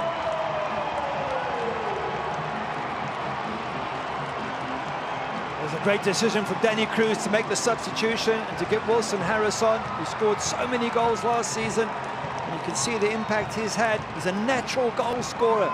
It's something they've been missing up front here. Sean Tosh helping there with a beautiful ball to Owen Dom, and his square pass comes to Wilson Harris. He sort of struggles to control it initially, but he's so quick with his feet, he's able to knock it in. First touch there, just sets it up, and then he scores with the same foot.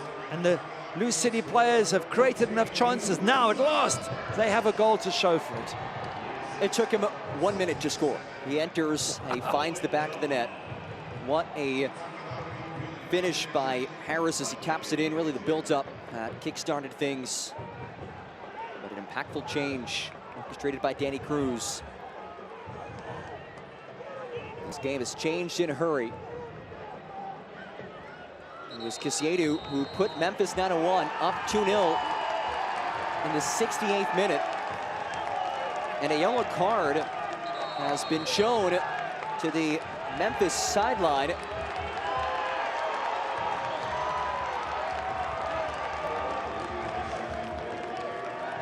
Yellow to the coach and technical staff.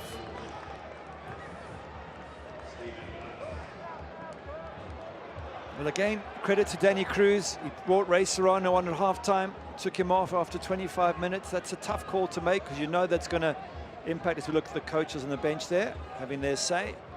But you know it's going to be a really tough call, and he made it, Danny Cruz, and he got immediate response. Clearly, Stephen Glass has gone from 2-0 up and looking comfortable to 2-1 and being a bit frustrated with the way things have turned. A lot of soccer left to be played. They're an equalizer in store for Lou City. Will Memphis 901 win its 5th consecutive match, which would match a franchise record? The visitors unbeaten in 8 consecutive matches entering today. They've got an incredible record on the road. They've only lost 3 times in 17 games last year. I mean, that's a brilliant record away from home. 3-0-1 away from home this year. Memphis 901 looking to get one back. Here's Pickering, who scored that banger of a goal in the first half. Pickering chops ahead. DaCosta cuts back and scores. Goal after goal after goal. And it's Rodrigo DaCosta, his first goal as a Memphis man. Welcome to Memphis 901, Rodrigo DaCosta. And that was also made, though, by the goal scorer of the first goal, Knight Pickering. Kisiedu there builds it up, knocked forward and out wide. Good attacking move, but Knight Pickering here with that wonderful left foot of his cutting inside. Plays the ball in and just takes a little slight touch, but DaCosta timed his run perfectly, but the awareness from Knight Pickering to see DaCosta's run. Costa with a great bit of skill to go around Oliver Zemler. And just as Lou City had worked their way back in the match, Memphis have stuck the sword in. And now they have that 2-goal cushion once again. Well, what do they say? You're most vulnerable to concede a goal right after scoring. We've seen that now a handful of times in a span of 6 minutes. Well, this is really quiet in the crowd because at 2-1 they thought they were back in this.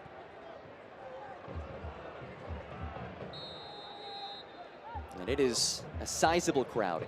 10,706 fans here at Lynn Family Stadium.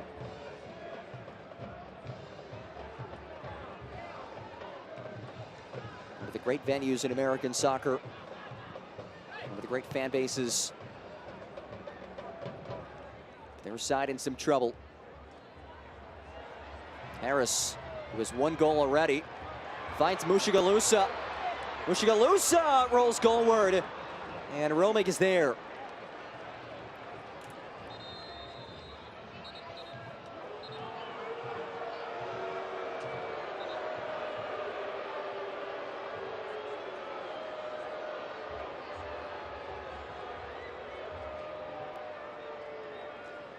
I think I just have to correct something. It said that Ray Serrano had come off, but he's still on the pitch. And so we will find out who actually went off. My apologies there. I was going by what I saw on all our coverage. But he's still on the pitch, so something different happened.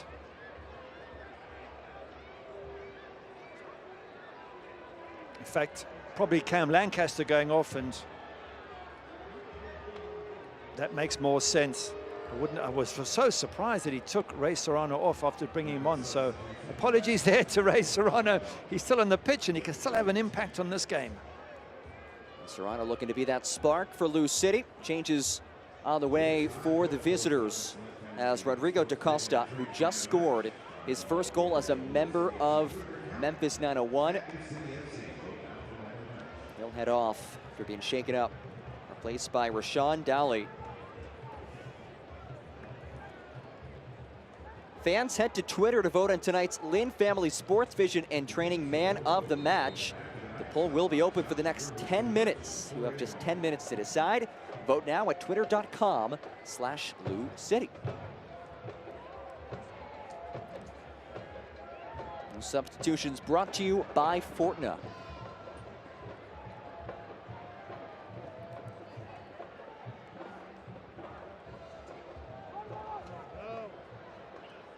Dolly, his feed intercepted.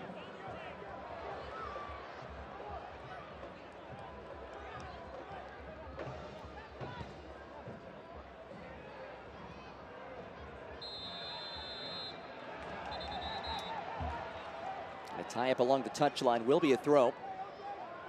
Check that, a free kick.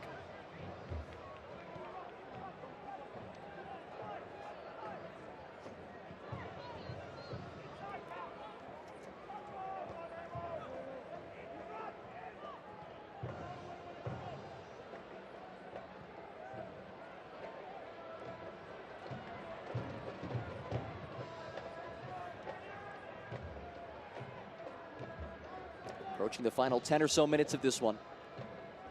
Battle of Eastern Conference title hopefuls.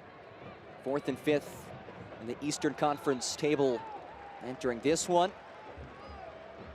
New City ahead of Memphis. Right now, in the live table, they are level on points, and Memphis still have 2 games in hand. So if this result holds, Memphis are looking great. Not far from the top with a ton of games in hand, 3 games, and in fact over the leaders Pittsburgh Riverhounds, and just 5 points behind them if this result remains. Oscar Jimenez quickly throws it in. Jimenez, who just checked on moments ago, replacing Owen Dom. Kisiedu maneuvers his way free via nutmeg. Kisiedu knocks centrally. Heinman rolls wide, and his feed booted away.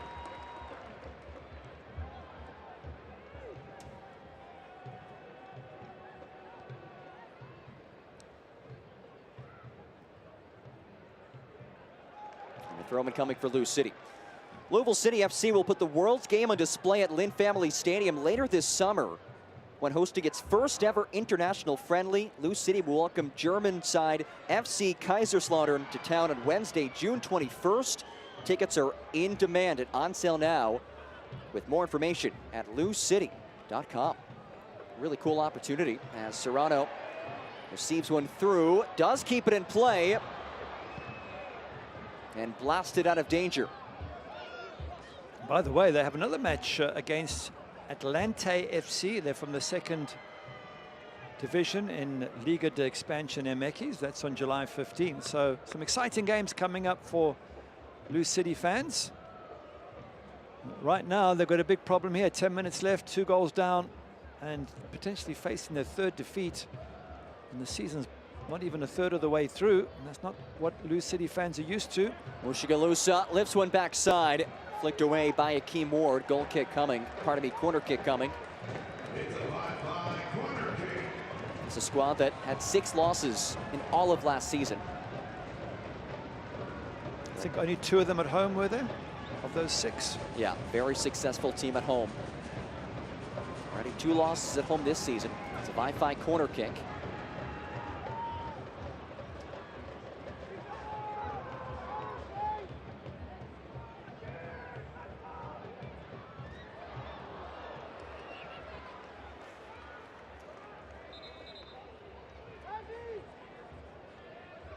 Danny Cruz will make another change. It is the oh-so-experienced Paolo Del Piccolo who replaces Rasmus Tellefsen, the club's all-time appearance leader.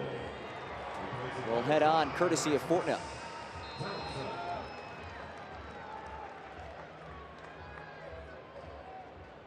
12th appearance of the season for Del Piccolo.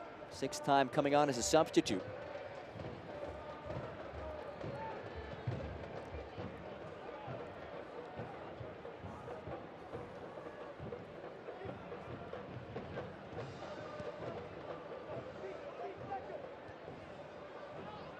Kisiedu on the takeaway. Pickering trying to charge his way through. And a free kick coming for the home side. Again, Knight Pickering gets the ball. His first touch is forward. It's to test the defenders. He doesn't get away with it this time, but again, been very impressed with him up front. And you have to look at Memphis. If they win this game, which looks very likely, it's 4 wins and a draw on the road.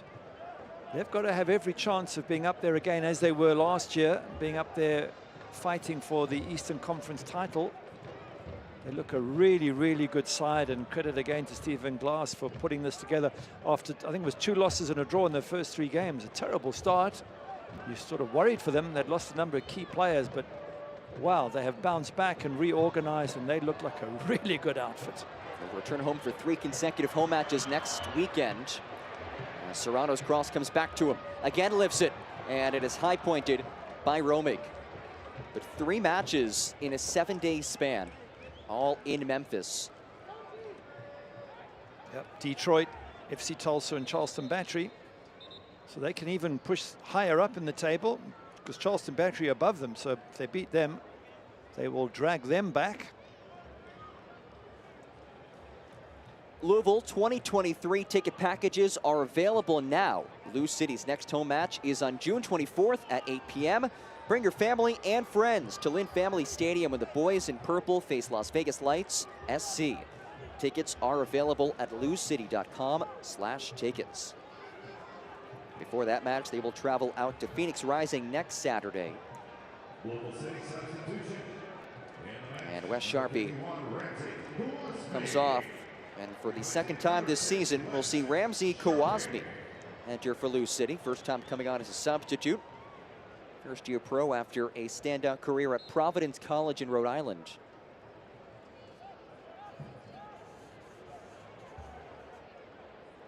Change brought to you by Fortna.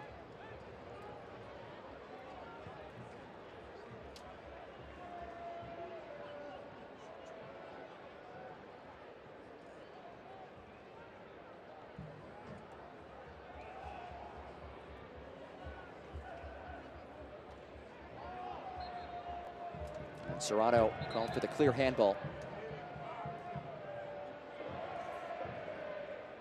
This was a 1-0 lead at halftime.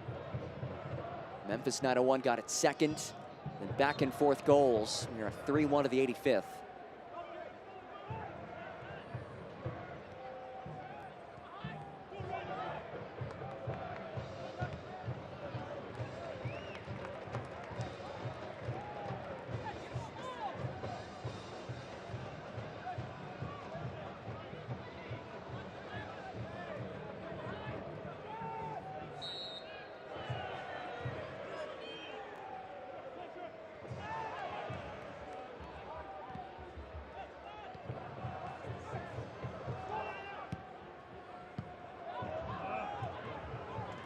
Foot race to it. Pickering in the area. Pickering goes down.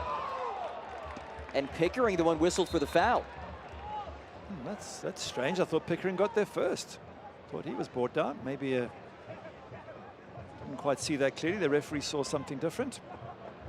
Either way, for Memphis, it's just a case of working hard. Look at, they're still pressurized. They still don't make it easy. Look, tackling. This is a fantastic effort. They're just not allowing Lou City to have easy chances. I go back to that spell just after halftime. Ray Serrano had a chance. Musha Galusa had a header 2 yards out that he really has to put in the back of the net.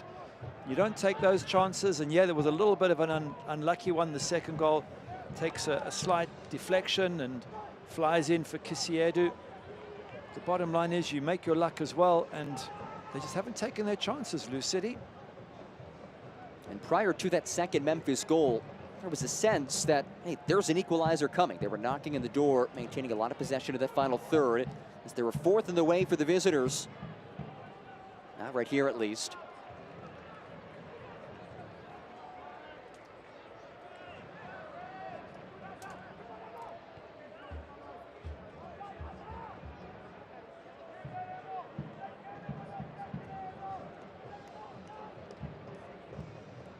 So 6 substitutes for Lou City. Their entire outfield's availability of subs on the pitch. And yes, 6, because Memphis 901 had a player come off via concussion sub. That allows Lou City to have an extra substitution.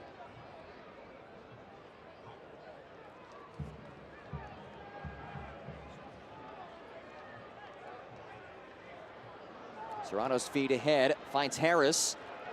Harris. Mushigalusa back towards Harris, slips through. Contact! A plead for a whistle to no avail.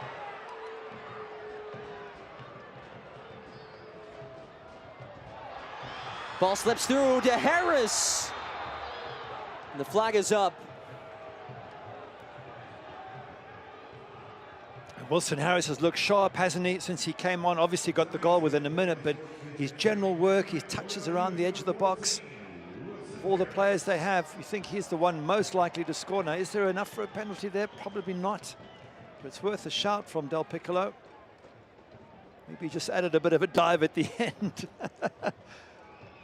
He looks so good up front, and you do sense that Wilson Harris is more likely to play and get more chances up front because he is the most dynamic of their strikers.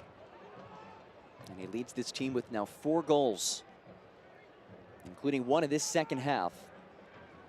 But as this match comes to a close, looking at the upcoming games for Lou City, Phoenix rising away, not easy. Las Vegas at home, there may be points there. Pittsburgh away, we're now top in the East, so some tricky matches coming up for the boys in purple. Elijah Winder taken off of it.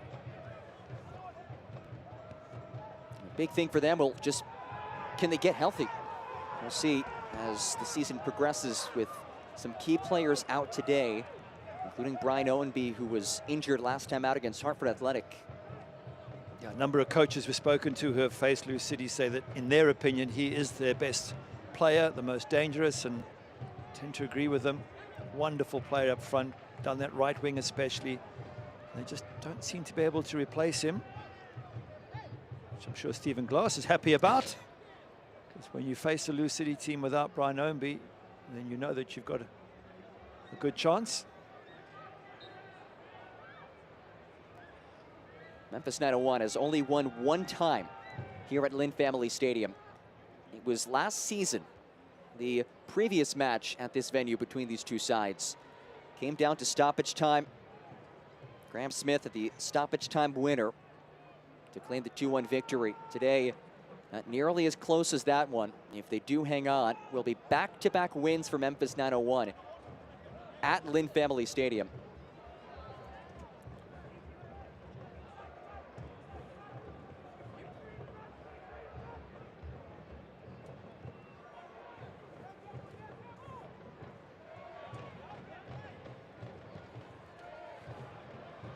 Elevated ball, called in by Drew Romick. By the game, as we see 5 minutes added, game when I mentioned Drew Romick, 2 crucial saves he made, one in the first half from Martin Powles when he was through one-on-one, and one in the second half from Ray Serrano. If he doesn't make those saves, it's a completely different match. So once again, the goalkeeper for Memphis 901 has done a really good job. Stoppage time is presented by the Louisville Muhammad Ali International Airport. As you see, 5 minutes of added time. Now a substitution brought to you by Fortuna. Dylan Borzak will head on. Replaces Laurent Kisiedu, native of Cote d'Ivoire, who converted on his 3rd goal of the season in the second half.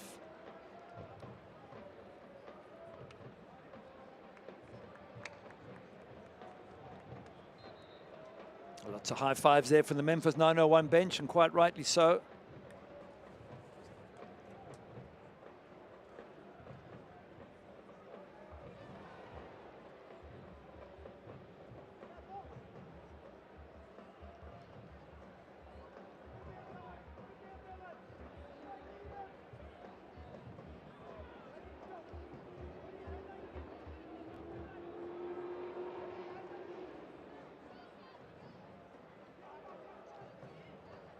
Memphis 901 came into today unbeaten in 8 straight. There were some questions entering last match against Miami FC. They had nearly 2 weeks off. Would they be rusty?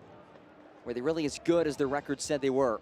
They passed that test with flying colors, and today have really controlled things 3-1. As Heinemann finds Borzak his first touch. Just working the clock down, as all good teams do when they're near the end of a win. But again, the quality of their wins away from home is, again, assuming they win this one, you're winning at Lynn Family Stadium. They won away at FC Tulsa. They won away at Hartford Athletic, who, yeah, to be fair, they've struggled a little bit. They They won away at Atlanta United in the Open Cup. They won 3-0 at RGV. I mean, these are fantastic wins on the road. Very, very impressive. And they'll head back home after this. 3 consecutive home matches, as we said before. Time for the longest home streak of the season for Memphis 901, but some schedule congestion. 3 matches in the span of 7 days. Detroit City FC Tulsa and Charleston Battery. Well, I'm sure the home faithful will come out and support them and be really excited about this season, because there's no question there's been a bit of a power shift here. Louis City have been the dominant team, along with the likes of Tampa Bay Rowdy in the East for quite a while, but Memphis 901 last year showed that they want to argue that point, and with this result, they are really putting their hands up to be one of the top teams, if not the top team in the East this year. Well, they've certainly been playing like it since those first 2 matches. A pair of losses to open up the season. Unbeaten since then, if this result stays.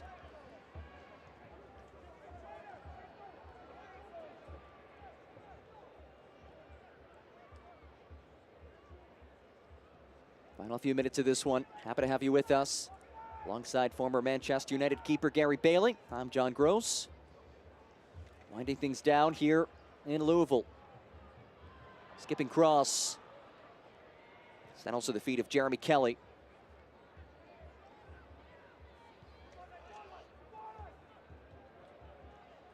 Still hard work from Night Picking. Look at that closing down as they move across the white shirt. Still doing their jobs. Harris ahead of the pack. Harris looking for a second. And extending on it is Drew Romig. And Drew Romig still doing his good job there from the goalkeeper. Wilson Harris once again, only real positive threat. Cam Lancaster struggled. Enoch Musha Galus has come on and had a few good chances, couldn't bury them. Same with Ray Serrano.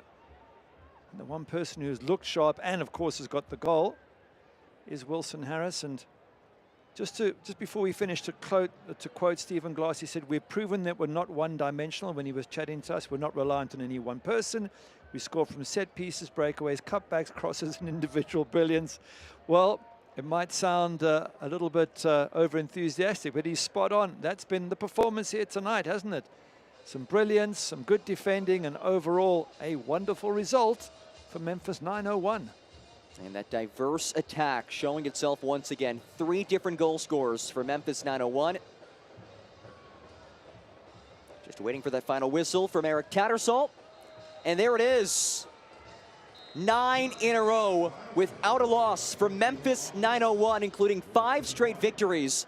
And tonight they come on the road to a hostile environment and leave with a comfortable 3-1 victory. 3 critical points for the Beale Street boys as they take down the boys in purple. Yeah, tough for Wilson Harris. You come on as a sub, you get a goal, you're back to 2-1. You're thinking, hey, I can make things happen. I can maybe get us a point or more. And then they go and score, Memphis 901, and kill the game. This is the goal. Owen Dunn put it back to Wilson Harris. 1 touch in the back of the net. A good moment for the home side, Louis City, but not enough good moments. Most of them fell to the visitors, Memphis 901. Wilson Harris, our Lynn Family Sports Vision and Training man of the match, but his side falls short. 3-1 the final here in Louisville, Kentucky. Fun one tonight as the visitors secure a victory on the road. They remain unbeaten away from home as well. So 9 straight matches unbeaten, 5 consecutive wins, and make that 4-0-1 away from home. A fun one tonight in Louisville, Kentucky. Stick with us. We'll have highlights and stats after this. The fresh timer starts the minute a tomato gets picked. That's why at Kroger, we shorten the time from harvest to home. So no matter how you shop, you'll have more time to enjoy your fresh produce. Kroger, fresh for everyone. When you download the Kroger app, you have easy access to savings every day and get personalized coupons sent straight to your phone. Save big today when you download the Kroger app. Kroger, fresh for everyone. Well, they say the grass is greener there, but ours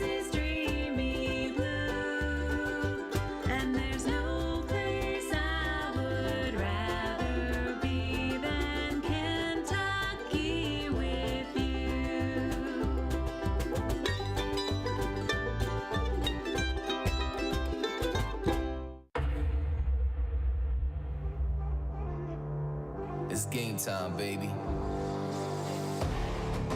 Are you ready? 'Cause I'm ready. It's game time. It's game time. It's game time. 'Cause it's game time. 'Cause it's game time.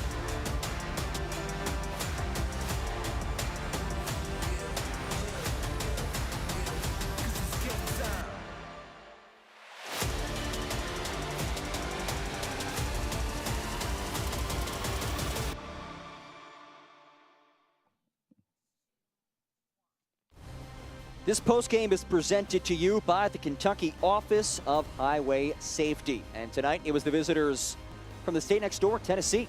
Memphis 901, 3-1 win at Lou City. A critical 3 points for the Beale Street boys. John Gross alongside Gary Bailey. Gary, let's take a look back at the match that was.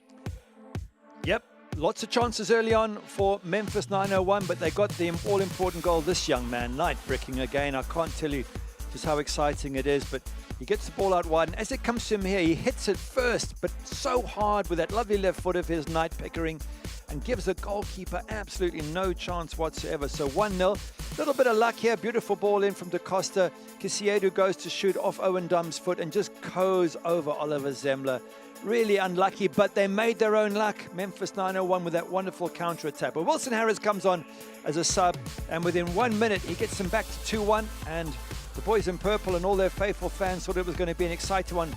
Damn, the ball across. Wilson Harris, one touch, back of the net. We thought we had a game on after this goal going in. They got one touch, finishes it off. But instead of getting level, it was the visitors, Memphis 901, who got the all-important goal. And it's a lovely ball that comes in, I think, from Night Pickering. Here it is. There he is on the ball again, that lovely left foot of his. Plays it into Rodrigo DaCosta there. And he's onside, goes round Oliver Zemmler, back of the net, and that was it. Great performance there from Memphis 901. Visitors come on the road. DaCosta, his first goal as a member of Memphis 901. We take a look at our full-time stats brought to you by Pave Masters. Look, shots on target is very important, and you can see they've got more. They've got 6 down to 4.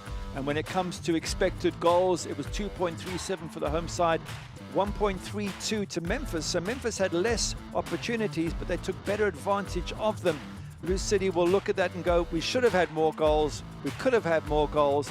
But once again, that seems to be their problem this season. They can't find the back of the net. It's now 13 goals in 13 games. That's not like Lou City. Different story for Memphis 901. Now 23 goals in the season. They're the only team in the league with a goal in all 11 matches. Well, a fun one tonight in Louisville, Kentucky. A physical matchup between a couple of top teams in the Eastern Conference. But one team came out on top. Final score brought to you by Gorski Injury Law. Memphis 901 on the road, 3 points, 3-1 is the final. So for our phenomenal crew, my broadcast partner, Gary Bailey, I'm John Gross saying so long. This has been USL Championship on ESPN+.